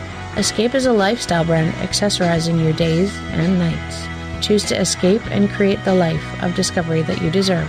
Dream, play, unite with your own personalized Escape watch. Head to escapewatches.com. There is no time like the present to enjoy your escape. Use promo code SMF2017 for your 20% discount today. Every night on Spaced Out Radio, we have places for you to hang out. Hi, this is Carl. Join our SOR Space Travelers group on Facebook for live chat. On Twitter, using hashtag Spaced Out Radio, you can also join us in our Spreaker chat room. Check us out on Instagram at Dave Scott SOR. All of our archives are free on YouTube at Spaced Out Radio. By the way, I'll be watching you at your window until you do. Bye! Heading to Vancouver and looking for a night on the town? The Moose Vancouver is the bar that never stops rocking until 2 a.m. every night. The Moose has great food with everything on the menu from $6.95 to $8.95. Fantastic, vibrant staff and rock and roll that will bring you back to when the music was real, the hair was long, and the guitars were rocking. Get your party on at the Moose Vancouver, the official party bar of Spaced Out Radio. We all know on Spaced Out Radio we love a good beard and mustache, so why not take care of your facial hair with Mighty Moose Beard Oil? Made in Canada, we're taking care of beards and stashes around the world. We use 100% natural ingredients with our oils and balms to make your whiskers feel silky smooth. Use promo code SOR2019 at MightyMooseBeard.com today.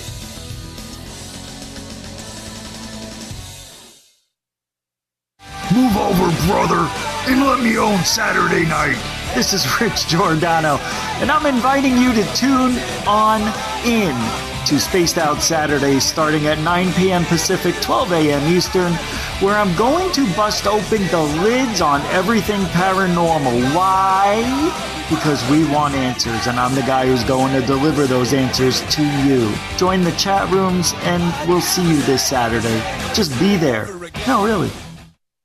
Looking for something new to push your limits? Look Beyond the Spectrum, a new docuseries featuring some of the best researchers in the world when it comes to everything from UFOs, government cover-ups, and Bigfoot in the forest. Truth seekers like Steve Bassett, Dr. Jeff Meldrum, Richard Dolan, as well as others all chip in to bring their knowledge to you. Beyond the Spectrum can be found on Amazon as well as Tubi TV. Tell us what you think on our Amazon page.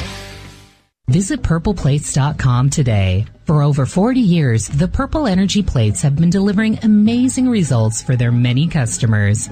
Inspired by the great genius Nikola Tesla, the harmony, healing, and energetic effects of the plates have proven over and over to be beneficial and often miraculous to thousands of customers. Check their site for daily specials and choose from their many energy products. You won't be sorry. Visit them today at purpleplates.com. A little bit of science, a little bit of skepticism.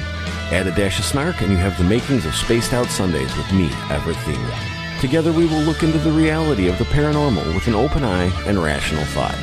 Oh, did I mention there'll be plenty of woo as well? Your time spent with Spaced Out Sundays will make the night even better. The chat rooms are open, 9:06 p.m. Pacific, 12:06 a.m. Eastern, right here at spacedoutradio.com. Looking for a place to advertise at a very reasonable cost?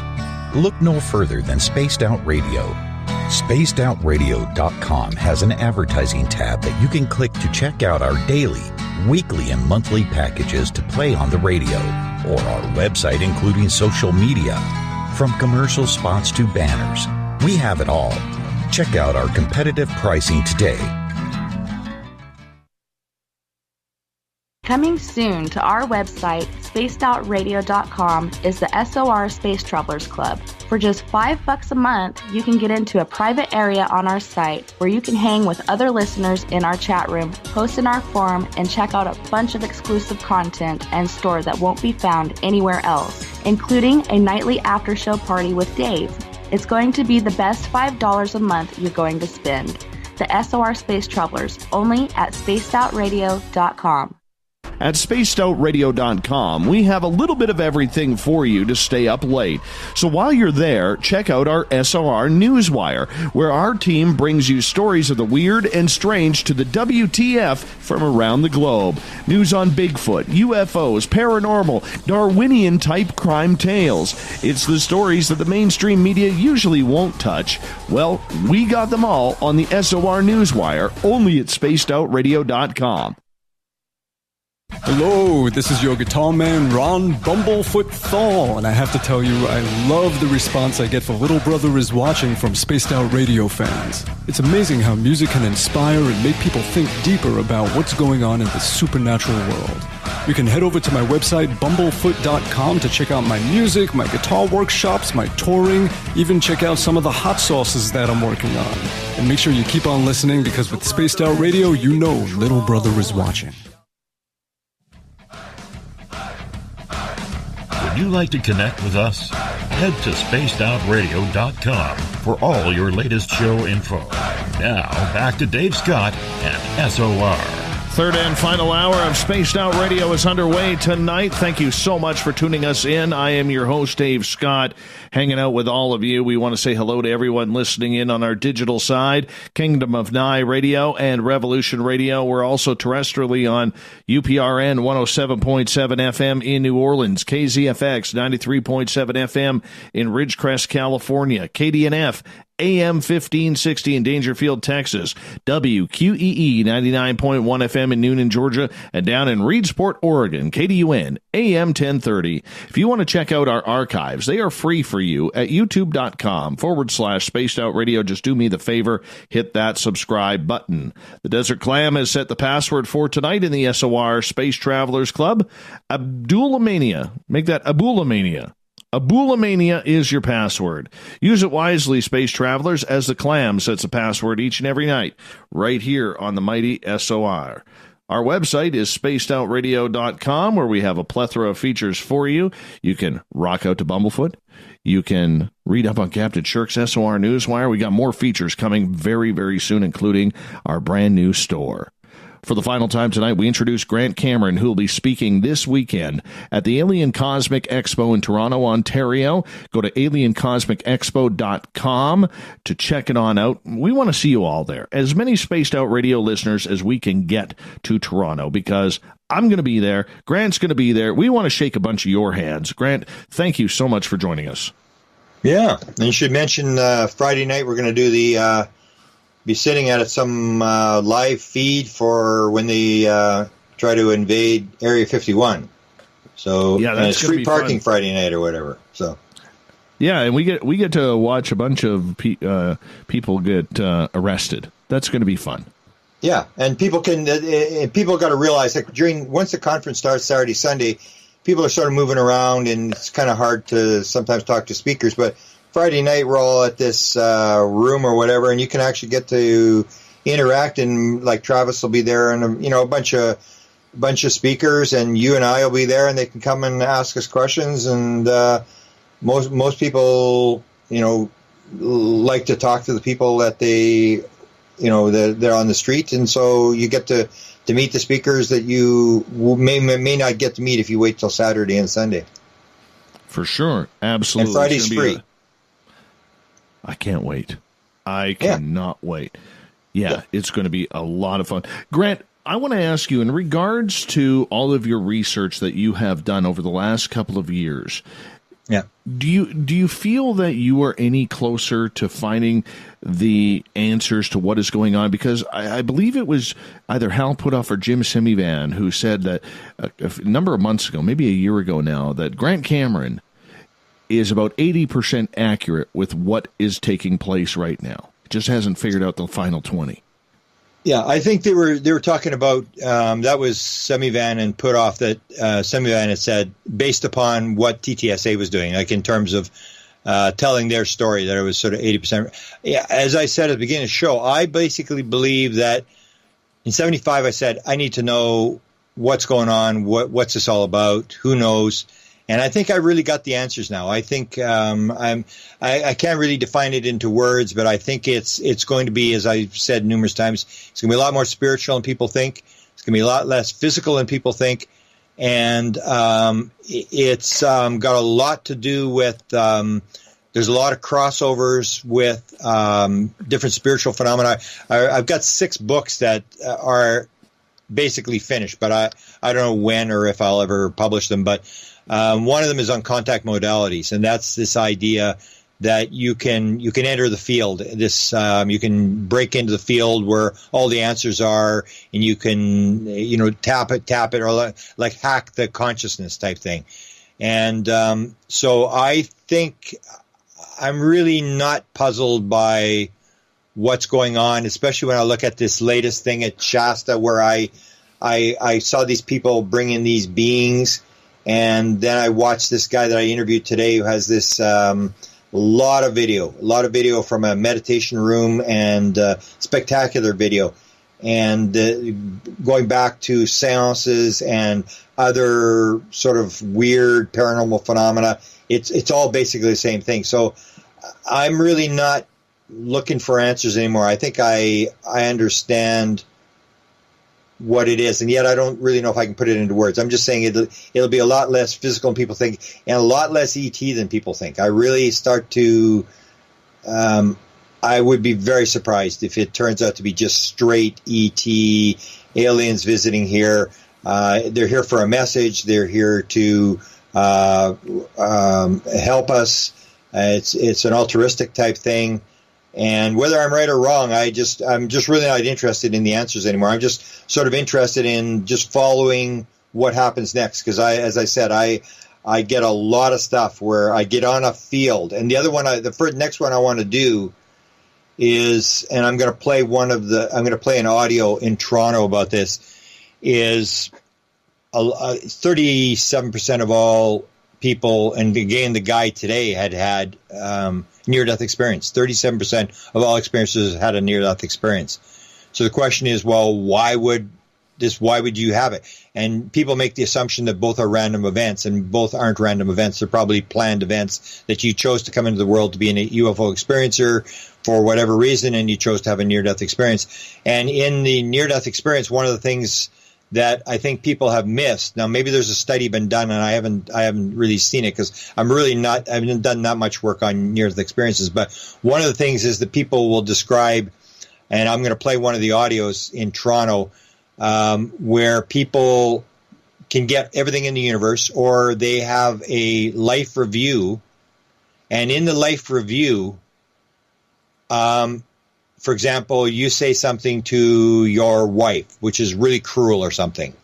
So when you get to review, the life review, people will describe like in a car accident where before they're actually injured, when the car is rolling or something, this life review takes place. Or Jean Houston, who's this very famous spiritual woman in New York City who, you know, became famous for all these different books and stuff that she wrote. She talks about jumping out of a plane with and the parachute didn't open when she was 17 years old, and suddenly, boom, she's having this life review, where you see all the events of your life. But what most people have missed, and I didn't pick this up till just recently, this is the next study I want to do, is that everybody, when you see it, so say you say something, I say something to my wife, which is really cruel or whatever, you don't see the event from your perspective. You see the event with the memory of the person that you offended, and you get to feel their emotion and the feeling that they had when you said that to them. So you're seeing everything from a secondary position, which means that if that's true, and I'm going to guarantee you that in these life reviews, everybody's going to describe the same sort of thing, but it's never really been pointed out. So that means that memory is perfect, that everything is recorded, and it's a matter of access to memory, that you can get into the field, you can remember very specific events perfectly, and that it's also linked into everybody else's memories. So you think, how complex is the world if every memory is linked with everybody else's memory, where somebody there is putting your memory together, your wife's memory together, and all these events, and you're going through this life review in what seems like a couple of seconds. Every event of your life goes by, but you're seeing it from a second perspective. And some of the people describe it that you see it from the perspective of how it affected the world and how it affected the universe. And then you start to realize, like, this universe is so much more complex than people think it is. So when you get to the stars, and you get to what I think a lot of people make the mistake in the UFO community is, we're going to get disclosure. They're going to tell us we're going to grab the engine out of this UFO, and we're all going to drive our SUVs for free. And that's why I'm saying, when I see what I know, it's going to be this very, very complex, especially when I got a lot of material at Shasta and from these experiences that I'm dealing with who are able to bring it in, like Chris Bledsoe. And what you see is it's very tenuous. The beings coming across, it's very, very hard for this link to be made. The world is so much more complex than what people think it is. It's not straight aliens. It's like aliens that are balls of light who come in, that turn from balls of light into flesh and blood. They go back into balls of light and disappear into whatever. And it's that kind of world that I think people got to realize in the UFO community. And that's what the government, there's no way the government knows this. There's no way they have control over this ability of a being to come in a ball of light and turn into a human being. We do not have that technology. So people are thinking it's a very straight, pull out the engine. They're using some sort of technology to get here, and they're just aliens from another planet. They're flesh and blood. I guarantee you it's like 1 million times more complex than what you think it is. I got to ask you, in regards to Tom DeLonge, he is stating, and he has for the last couple weeks, that something big is in store next week, that he's been telling people to read between the lines. And trust me, I think the entire field of ufology has been. He goes on to say people will try to discount TTSA, but next week that will no longer be possible. Have you figured out what the heck he means by that? Yeah, it's a good guess, but it's delaying. It's the same sort of thing where it's being delayed. Maybe I would say it's got to be some sort of vindication by somebody who's going to come forward, or some sort of government acknowledgement. But what you've seen is everything that they've done always blows up. So they released the Lou Elizondo, the sort of the letters that say, oh, yeah, we had authorization to release the videos or the emails. And then, of course, John Greenwald comes and sort of blows it up that, well, you really don't know how this stuff works. This is wrong. This isn't signed. This isn't. So it doesn't really matter what he comes out with. I'll almost guarantee you it's going to blow up within about 48 hours. And Greenwald and a bunch of people are going to pick up the fact that it's one of these half-baked release things that it isn't what he's saying it is. Almost like the helicopter thing. It's like, man, we got this story, man. Just wait, we're going to drop this story. It shot down a helicopter in Italy, and just you wait, and we're going to prove they're evil aliens. And then when you see the story, you're going like, oh, come on, man. You just like, you had to bend over backwards to make this story fit. I mean, it was like nothing. So I think you'll see it fall apart. It'll be a big story. But especially John Greenwald will be on it, and I can guarantee you John Greenwald will do a show, and you're going to see the other side of the story. Because it's not, as I said, if they want to disclose, they're going to straight out disclose. They're going to do it without all the stuff. That's not the way they're doing it. They're doing it by hanging people out to dry and by doing this thing where it's half true, half false, and nobody knows what the heck's going on. That's how they're doing the disclosure. So whatever it is, it's going to fall apart. That's be my prediction.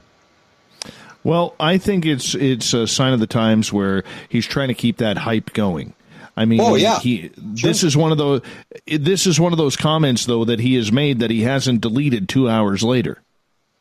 Yeah, that's the other thing you got to look at. That's why I always look for the patterns, and that was the whole thing. I always said, well, why does Tom DeLonge put up a tweet or a Facebook thing and pull it down 15 minutes later?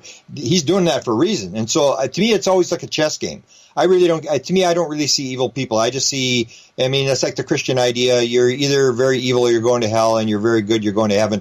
I say no. There's nobody good enough to go to heaven. Nobody bad enough to go to hell. Everybody's just going to bounce around in purgatory and go through karma and just recycle. And we're all good and bad. We do good and bad things. And so, in terms of this, I think it's the same sort of thing. To me, it's like a chess game. So when I'm playing the game, I don't really see bad people or good people. I just see the move, and then I look at it. It's like I'm playing a game against two TSAs on the other side of the board, and I don't see them as good people or bad people. I just go, why did he move that piece? Because I was pretty good at playing chess when I was a very young kid, and I actually stopped because I didn't want to lose. I started to lose the odd game, and I just couldn't handle losing, so I stopped playing chess. But it was the thing is when you're playing the chess game, everybody's worried about what am I going to do? What's my next move or whatever? And that's not how you win at chess. What you have to do is you have to understand why is the guy on the other side moving that piece? And until you figure out why he's moving that piece, what he's intending to do, you don't move a piece. And that's what I do. So I watch, and so that's when he does the tweet thing where 15 minutes I go, they're doing this for a reason. Like, why are they doing this? And I keep all these things in the back of my mind. And that's where I got this pattern where almost every time you will see everything that TTSA has done, it's always blown up. It's like the same thing as the Bob Lazar thing. It's like it looks great, it comes out, and then someone says, oh, he doesn't have the 2 degrees. He claimed he had 2 master's degrees. He doesn't have it, and everybody goes, oh, it's a hoax, and everybody runs for the hills, and you go to the next story. And it's been that cycle, because I've been at it for 44 years, and it's always been the same cycle. It's like this high excitement, and then it dies off. Almost like I said to James Rigney about these documents. I said, James, we got to keep this thing going because these documents, as dramatic as they were when we put them out, a bunch of people say it's hoaxed, it's whatever, and everybody just goes on next story, and the story just dies out, almost like a Trump scandal thing. It's like everybody just sort of goes on to the next story, and nobody really pays any attention to it. And we sort of wander around, and then we wonder why we can't figure it out. It's because we never stick on the same story, and that's why we're so easily set up. Because if you drop a story and say that's a hoax, and then go on to the next story immediately, then you're always looking for the next story. And so when some big story or video comes out, that's how they set you up. The government puts this stuff out, and because you think that the disclosure is the next story that's coming out, they're always jumping on the next story that's coming out without checking it. And that's how we get burned. Instead of taking all the material we already have and finding the patterns in there and figuring out what's going on, we're always just jumping from story to story, almost like a news agency that's 24/7. Today we're going to do this story. Tomorrow we're doing a story on pedigree dogs. And the story after that we're going to do the court report. And we just jump from story to story, and we never really nail anything down. Do you think that this is building more towards something that could be groundbreaking in this field? Oh, I think it's all going to be groundbreaking. I think this momentum is building in terms of material. Whatever you want to say about TTSA, I mean, they shift the attitude of the people, and it's like an election. I say you don't, as I said, you're never going to convince anybody after they're 25 years old of anything. They've got their idea set out. So it's like an election what you're doing, whether you, I, TTSA, whatever, what you're trying to do is you're not trying to convince the skeptics. You're not trying to win a battle. What you're trying to do is get the swing voters. If you're a Republican, you're not going to go after the Democrats. If you're a Democrat, you're not going after the Republicans, because neither is going to vote for the other side. They've got their mind made up. You go for the swing voters. And I think that's what they did, is they put out in the New York Times, and they probably swung 10% of the people, moved over. And that's the way it is. Like, ufology is no different than science or anything else. It advances one funeral at a time. And as people die off, all the skeptics and people, the new people come along and say, yeah, come on, there's life in outer space. I mean, come on, this is absolutely crazy. And that's the way I think it works. It's a slow thing. And if life is eternal, if the world goes on forever, it really doesn't matter. It's not so much what happens. I always say to people, okay, so Dave, what happens if we get disclosure tomorrow? You and I have a big party. We go, yeah, we were right or whatever. And then tomorrow morning, you get up and you got to go to work. Nothing's going to change. Absolutely nothing. It's just you were right. And so it's just an attitude thing. And so it comes down to, what did you do? If you have the answer, I always say, to whom much is given, much is expected. Knowledge not used is sin. If you and I have the information, and are we putting it out? Are we doing something? It comes down, because I believe when you die, you only get asked one question: how did it work out? You agreed to come here and do something, and all you got to do is figure out what you came here to do, and are you doing what you're doing? It really doesn't matter what the government does, or Tom DeLonge does, or whatever. It only matters what Dave Scott does and what Grant Cameron does. And because when it comes down to the end of your life, you're not going to be able to bring up Hillary Clinton, the mother-in-law, the dog ate my homework, Tom DeLonge. You're not going to. They're going to say, how did it work out? You planned this. You did this kind of stuff. Well, how did it work out? What you planned to do, Dave, when you came into the world? I firmly believe that's what's going to happen. And so, to me, I just go along my little thing and try to figure out, how can I add some stories to raise consciousness, to put it out. And I don't read the criticism. I have Desta who does all that for me. I don't read the comments. I don't really care what people say. I don't follow it. And I stay very independent of that stuff, and I just put it out. I use Facebook to put stuff out. I don't really read people's comments. And that's what I think I have to do, is to use the time I've got left in life to do the most I can in terms of putting out interesting stories that will raise consciousness and get people to believe that we are not alone, and life is much more than a random accidental situation. That you look at the UFOs story, it tells us that the world is a very unbelievable, magnificent place, and we should say thank you 3 times every day that we got to play the game, especially got to play the UFO game. That we got to do it, and it was interesting, it was fun, and do what you can, do the best you can, and that's all you can really do. I don't think you're really going to change people who are against you. They have their mind made up, and it's a waste of time to try to convert the skeptics. Grant, I want to say thank you for coming on Spaced Out Radio tonight. We only got about another minute and a half here before we have to say goodnight to you. And it's always time on this show that flies by when you were here, because you come so full, jam-packed, and prepared with information on the subject that literally could potentially affect every person on this planet, which is hard to fathom, but that's the reality of the UFO phenomena. I can't wait to see you this weekend at the Alien Cosmic Expo in Toronto. And if you are in the area or on the East Coast of the United States, drive on up, fly on up, aliencosmicexpo.com. You can see guys like Grant Cameron speak, Paula Harris, Travis Walton, Richard Dolan, and many more, maybe even myself, because I have a speaking time, too. We'd love to see you there. And once again, Grant, I want to say a big thank you for helping me get into Alien Cosmic Expo as a speaker. That really means a lot to me. Yeah, you deserve to be there. So looking forward to seeing you, and we'll exchange some secret stories or whatever we're going to do when we get there, and we'll have a beer or two and have a good time. Well, I think the best part about it being in Canada is we could talk hockey freely. There you go. Except Winnipeg's not the greatest team this year, so we may not be talking too much hockey. Try being a Canucks fan, my friend. We're in the same boat. All right, Grant Cameron, thank you so much for coming on Spaced Out Radio. Really appreciate it. And, one of the things that I really appreciate about Grant coming on this show is we are one of the few shows that he will actually do. And the reason why is we've been able to build that respect and community and camaraderie with him. And when he delivers that information, you got to check it out. Make sure you go check out all of Grant's books at Amazon.com and get yourself some. You're going to learn. That's the best part about it is you're going to learn something. So head on over to Amazon. Coming up on the next half hour of Spaced Out Radio, guess what? We're bringing in the SOR Newswire and the Thought of the Dave. So stay tuned. We got to wrap this thing up as we round the corner.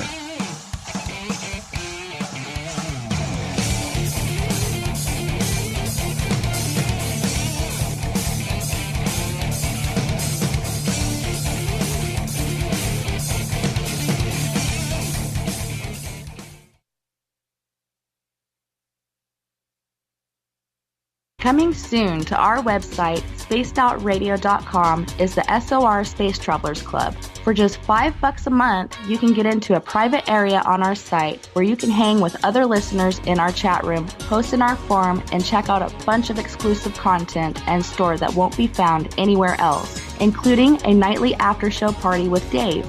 It's going to be the best $5 a month you're going to spend. The SOR Space Travelers, only at spacedoutradio.com. A little bit of science, a little bit of skepticism. Add a dash of snark and you have the makings of Spaced Out Sundays with me, Everett Thieme. Together we will look into the reality of the paranormal with an open eye and rational thought. Oh, did I mention there'll be plenty of woo as well? Your time spent with Spaced Out Sundays will make the night even better. The chat rooms are open, 9:06 p.m. Pacific, 12:06 a.m. Eastern, right here at spacedoutradio.com. Heading to Vancouver and looking for a night on the town? The Moose Vancouver is the bar that never stops rocking until 2 a.m. every night. The Moose has great food with everything on the menu from $6.95 to $8.95. Fantastic, vibrant staff and rock and roll that will bring you back to when the music was real, the hair was long, and the guitars were rocking. Get your party on at the Moose Vancouver, the official party bar of Spaced Out Radio. Visit purpleplates.com today. For over 40 years, the Purple Energy Plates have been delivering amazing results for their many customers.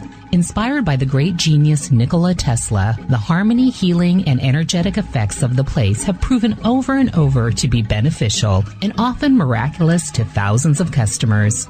Check their site for daily specials and choose from their many energy products. You won't be sorry. Visit them today at purpleplates.com. At spacedoutradio.com, we have a little bit of everything for you to stay up late. So while you're there, check out our SOR Newswire, where our team brings you stories of the weird and strange to the WTF from around the globe. News on Bigfoot, UFOs, paranormal, Darwinian-type crime tales. It's the stories that the mainstream media usually won't touch. Well, we got them all on the SOR Newswire, only at spacedoutradio.com. Move over, brother, and let me own Saturday night. This is Rich Giordano, and I'm inviting you to tune on in to Spaced Out Saturdays starting at 9 p.m. Pacific, 12 a.m. Eastern, where I'm going to bust open the lids on everything paranormal. Why? Because we want answers, and I'm the guy who's going to deliver those answers to you. Join the chat rooms, and we'll see you this Saturday. Just be there. No, really. We're adding to the entertainment online for Spaced Out Radio. I'm Amber Beckrud, and I want to invite you to subscribe to our YouTube channel and check out Cryptid Tales, where I will take you on a journey into some of the strangest legends and lore from around the world, relaying the stories to you of the strange creatures and experiences that people have had throughout time. You can find Cryptid Tales at youtube.com/Spaced Out Radio. And while you're there, don't forget to check out our free archives and leave a comment. See you there. Hello, this is your guitar man, Ron Bumblefoot Thal, and I have to tell you, I love the response I get for Little Brother is Watching from Spaced Out Radio fans. It's amazing how music can inspire and make people think deeper about what's going on in the supernatural world. You can head over to my website, bumblefoot.com, to check out my music, my guitar workshops, my touring, even check out some of the hot sauces that I'm working on. And make sure you keep on listening, because with Spaced Out Radio, you know Little Brother is watching. We all know on Spaced Out Radio we love a good beard and mustache, so why not take care of your facial hair with Mighty Moose Beard Oil? Made in Canada, we're taking care of beards and stashes around the world. We use 100% natural ingredients with our oils and balms to make your whiskers feel silky smooth. Use promo code SOR2019 at MightyMooseBeard.com today.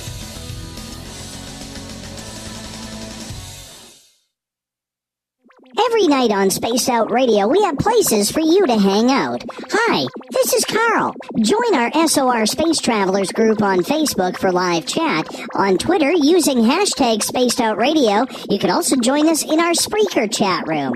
Check us out on Instagram at Dave Scott SOR. All of our archives are free on YouTube at Spaced Out Radio. By the way, I'll be watching you at your window until you do. Bye!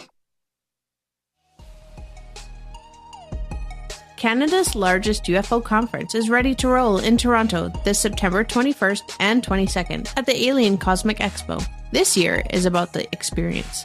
Listen to the stories of Dave Scott, Travis Walton, Paula Harris, Grant Cameron, Ryan Stacey, Richard Dolan, Leslie Mitchell-Clark, and more.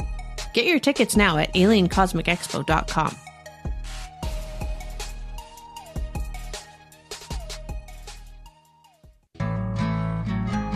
Looking for a place to advertise at a very reasonable cost? Look no further than Spaced Out Radio. SpacedOutRadio.com has an advertising tab that you can click to check out our daily, weekly, and monthly packages to play on the radio, or our website including social media. From commercial spots to banners, we have it all. Check out our competitive pricing today.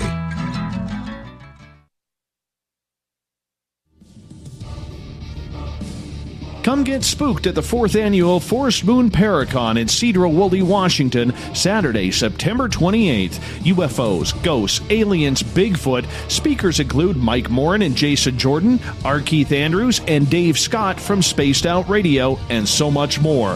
There will be workshops and a VIP roundtable. Get early bird tickets now at fmparacon.com.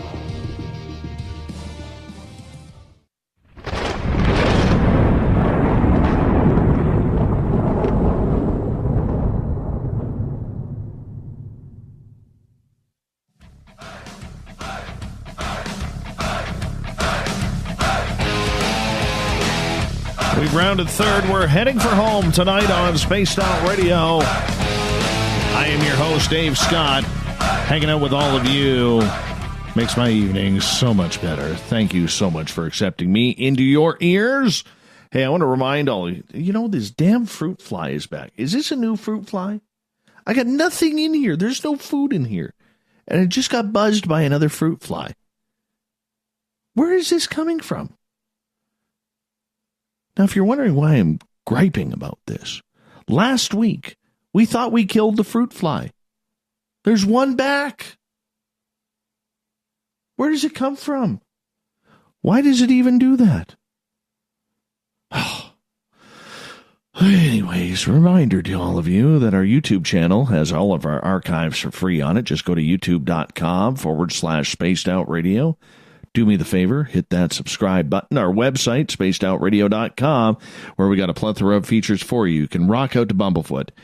You can fill out a Sightlines report if you've seen something strange and weird. Or you can read up on Captain Shirk's SOR Newswire, which is updated daily. Speaking of the news, some damn fruit flies running around here, flying around. The minute I start to read this, it's going to come right into my face again. Annoying little bugger.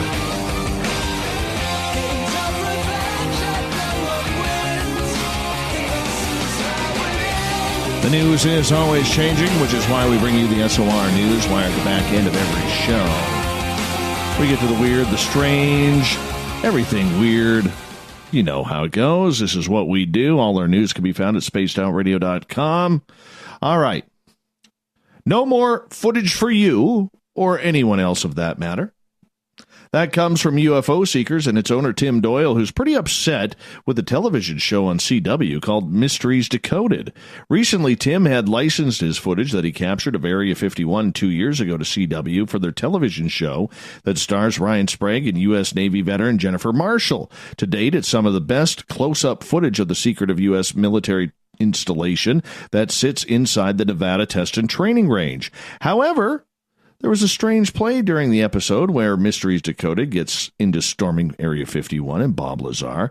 You see, CW used Tim's video, but failed to credit him or UFO seekers during the episode. To add insult to injury for his hard work, the script Marshall read at the beginning of the episode had her calling Sprague her little UFO seeker.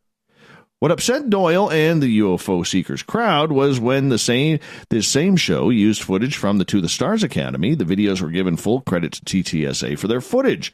Doyle felt it was a little bit like a double standard. Quote, "They never mentioned UFO Seekers, but used our Tickaboo Peak footage for the whole time."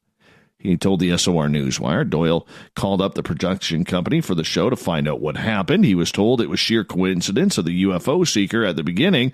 Doyle states representatives from CW then blamed the editing process, and they didn't know. Doyle, who is pretty fiery for a UFO hunter, with strong opinions about how the area needs to be cleaned up, said this was his biggest blow to his career since studying UFOs.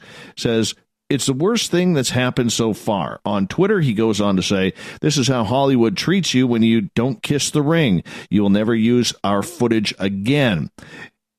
Just to let you know, it's a pretty good warning for other UFO researchers out there and enthusiasts to make sure that when signing a contract for your UFO footage, make sure that the television shows are giving credit where credit is due. An elderly Australian man was killed this past weekend after he crashed into a fence while riding his bicycle, with a fatal collision reportedly a result in his efforts to avoid a swooping magpie. These magpies are dangerous down under. Why does every animal in Australia want to kill you?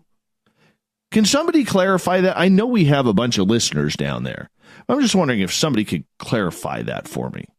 Why do all the animals there want to kill you? Great whites in the water, you got the crocodiles, you have magpies, kangaroos that want to box you, then kick you in the stomach. Well, anyways, the unidentified 76-year-old man was riding on his bike on a path on Nicholson Park when he started to ride outside the path to get away from the bird. The man then collided with a fence post, causing him to be thrown to the ground, sustaining serious head injuries.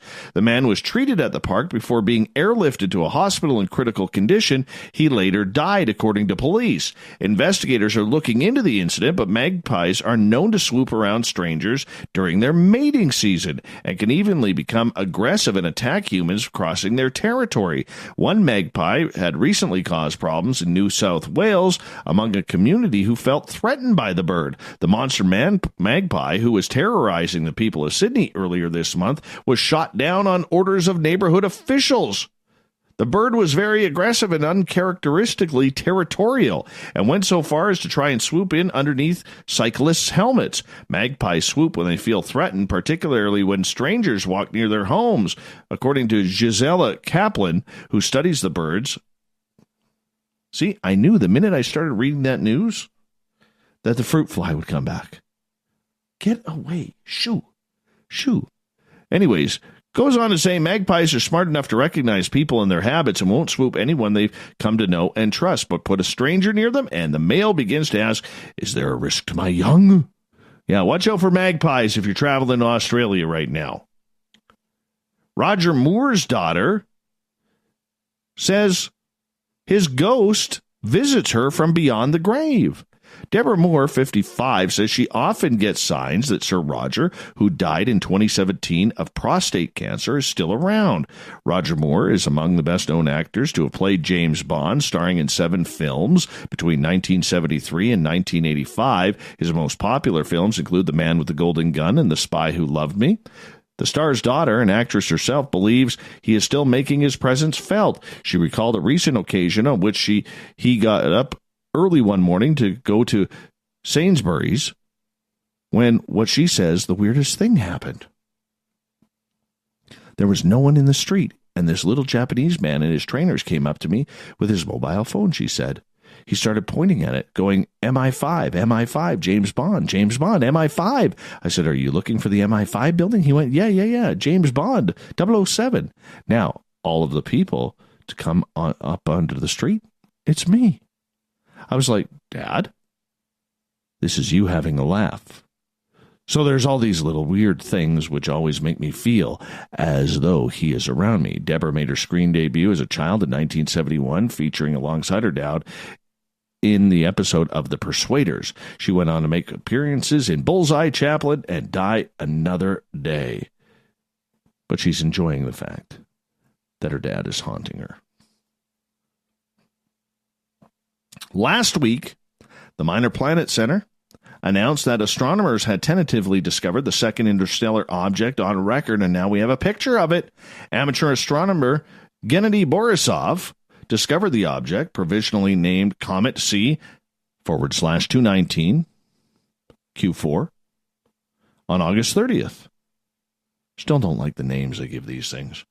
Anyways, follow-up observations have revealed that the object has a hyperbolic orbit, meaning it was traveling with enough velocity to escape the solar system's gravity, and implying that it did not originate in this solar system. Pretty exciting discovery. Yeah, what's happening is excitingly, scientifically, is what we can make a comparison. How is this one different from Oumuamua, the first known interstellar object? MPC Director Matthew Holman said, astronomers operating the Gemini Multi-Object Spectrograph instrument in the Gemini North Telescope in Hawaii captured the image on the night of September 10th. Astronomers scrambled to get the object within their sights, and after hearing the final details at 3 a.m. local time, observed the object less than 2 hours later. If follow-up observations of it confirm interstellar status, it would be the second interstellar object on record after Oumuamua, which was spotted in 2017. Researchers, is it 2017 already that Oumuamua was around? Holy cow. Holy cow. Anyways, researchers have already stated thinking about how the two objects differ. The Gemini North image shows details of a fuzzy coma and a tail, two features of comets unobserved on Oumuamua. The new object is currently quite close to the sun. It appears low in the sky before sunrise, and the twilights make it difficult for observing conditions. Borisov thankfully caught it on its approach, and scientists will be able to further image the object on its outwardly journey. According to Holman, more telescopes pointing at the object will confirm whether it's actually from out of this solar system and reveal more about its origin. Let's head off to New Zealand here, where a man described as a healer and a witch doctor has been charged in the mysterious deaths of 5 family members in Fiji last month. The man, whose identity has not been released, was charged with 5 counts of murder and 1 count of attempted murder. The man had previously been considered a person of interest in the case. The 5 dead family members and a crying baby were found on August 26th on the side of a cliff in the Nosori Highlands. The victims were identified by the local media as a family: Nirmal Kuma, 63, his wife Yusha, their daughter Nilshina, and her 2 daughters. The baby, identified as a 1-year-old, was the sole survivor. Toxicology report determined the victims died from ingesting a toxic substance. Father of the 2 dead children earlier told the media he blamed his in-laws' extreme interest in witchcraft and the deaths. I never saw anyone or any family so much into witchcraft than my in-laws, he said. I knew that my father-in-law was practicing witchcraft in extreme conditions. He would call witch doctors home or take my mother-in-law to them, as she always used to complain of stomach pains and claim that someone had done something to her. The New Zealand man was an alleged healer who, on 3 previous occasions, treated Devi for stomach pains and with herbal medicines. Fiji police called the man a witch doctor and named him and his wife as prime suspects. The man and wife, who have permanent residency status in New Zealand, were questioned for 2 days last month and issued a court order to remain in the country. Yeah, holy cow. Scary times. Watch out for them witch doctors. An Illinois representative giving a television interview about pigeon poop and the problems around... Really? Did I get it? No. Did I get it that time? Oh, I'm going to win this battle. I don't think I got him. I don't. But he disappeared. All right, let's restart this. An Illinois state representative giving a television interview about a pigeon poop problem at a Chicago train station ended up illustrating the problem when a bird relieved itself onto his head. Representative Jamie Andrade was giving an interview when one of the very pigeons he was griping about decided to drop a deuce right on top of him. I'll just have to go clean up, Andrade said after the incident. That's what happens to my constituents. They get bleep on all the time. Let's just say another passive-aggressive word for poop. Andrade, who had been giving an interview about the problem of pigeons covering the area and around the station with their droppings, often hitting residents and tourists with falling feces, the representative said $6 million has been approved for improving the escalators and entrances at the station, but so far there is no plan for dealing with the pigeon problem. Umbrellas work. Finally, metal band Korn singer Jonathan Davis explains that he believes his house is haunted. Yeah. He's got major fascinations which include the paranormal and the macabre. Yeah. And he describes having ghosts in his own home, saying he also possesses human remains. Revealing that he lost his mother around the time his wife Devin Davis died last year, the musician's household specters line up with well-documented lure to death. Yeah, partly fed by his association with Zach Bagans. He'll say, I'll see things out of the corner of my eye in my house. I mean, it's just like, oh, hey, because at this point, they're there all the time. There's bangs on my walls all the time. Crap flies off the walls. At this point, it doesn't even scare me. They're just there. All I wish for them is peace. I wish they could cross over. I was scared when I was a kid. The Korn vocalist also talked about parts of dead bodies he retains in his home. In addition, the musician keeps a trove of haunted dolls that necessitated a spiritual barrier be erected to protect him. He says, I have the remains of at least 7 people in my house. I've got shrunken heads, skulls. I've got swords that have been used to decapitate people. I have a huge haunted doll collection. He continued, I've got them from all over the world, and they've got different stories, which I find fascinating. I get them from antique shops. I like giving them a home. I know a few owners at various places, and they'll normally give me a tip off that they got something in that they think I'd like. He goes on to say, I mean, you could feel it in these dolls. You get up close and it's like in them. So he says, I take them home, put what I've bought with the other dolls. I had a spiritual barrier made with certain stones and sage that fences them off, that protects me. Yeah, he's into the paranormal. You know what? Maybe we should track him down. That would be kind of cool.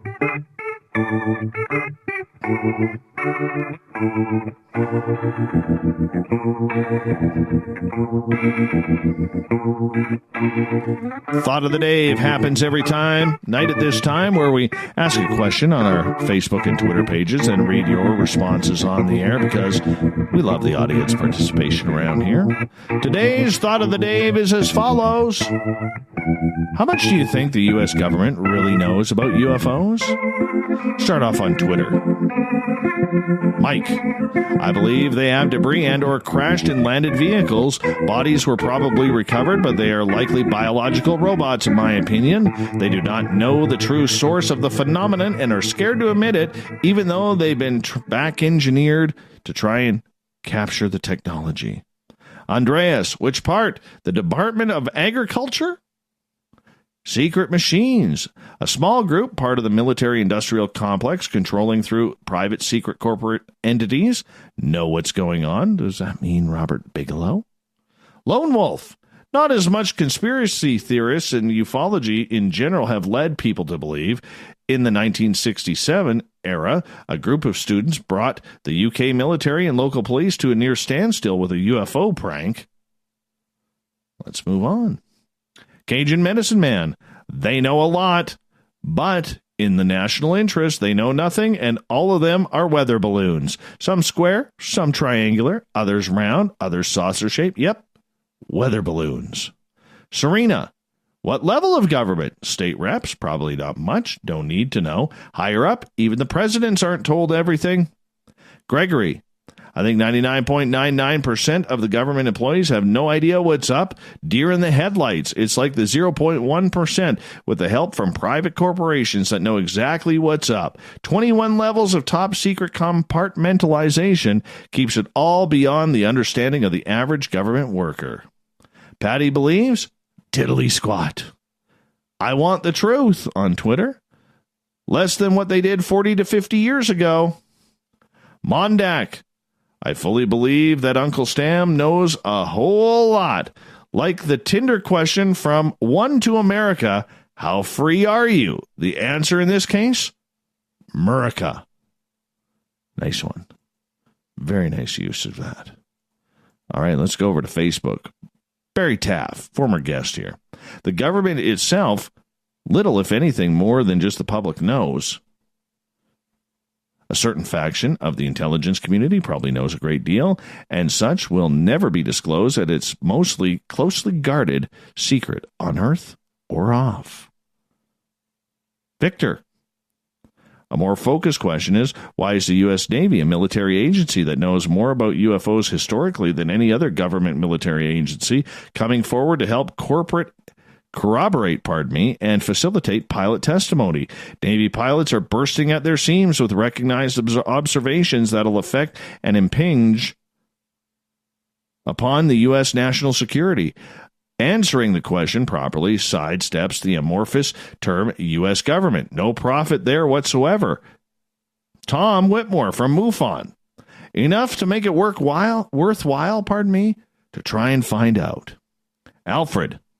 More than they'll ever admit. Debbie. Enough to keep us experiencers quiet. Gabe. I think the government knows a lot about UFOs. Gil. I think they know everything and are hiding it all from the public. Joshua, I'm literally being stalked by a UFO. Robert, Project Blue Book says it all. Why would you open extensive investigation, then close it because there was too much evidence? John, the surface government? Hardly nothing. The government inside the government, a.k.a. the shadow government, they know everything about it. Lou, about as much as the tiny human brain can conceive of. Earl, much more than they'll admit in public, but not as much as a lot of people think. We're going to leave it right there. I know we missed a few, but we'll try and get you all in tomorrow on the Thought of the Dave. So look for it on our Facebook and Twitter pages. We appreciate you participating. Also, a big thank you to Captain Shirk for getting our news together for the SOR Newswire, which can be found at spacedoutradio.com. And of course, Grant Cameron for coming on the show, talking UFOs, talking disclosure, what's known, what's not. You can see Grant, Richard Dolan, Paula Harris, Travis Walton, Paul Hellyer, and many others, including yours truly, at the Alien Cosmic Expo this week in Toronto, Ontario. Come on up for that. It'll be fun. AlienCosmicExpo.com. We got Mr. Ron Bumblefoot THAL rocking in the background with Little Brother is Watching. Bumblefoot is the official music of Spaced Out Radio, rocking us in and out of every single show. Get your horns up. There they are. For the guitar god himself. Yeah. It's all about that damn fruit fly around here right now. Driving me nuts. Anyways, remember, this show is copyright by Spaced Out Radio and SOR Media Ventures Limited. Thank you to everyone listening in at home, in your cars, at work, in our chat rooms on Spreaker, Revolution Radio, the SOR Space Travelers on Facebook and Twitter at hashtag Spaced Out Radio. Hey, everybody. Thank you so much for sharing your evening with us, even that stupid fruit fly. Because together, my friend, we own the night. Mr. Bumblefoot, we need a favor. We need you to take us home. Let's rip it.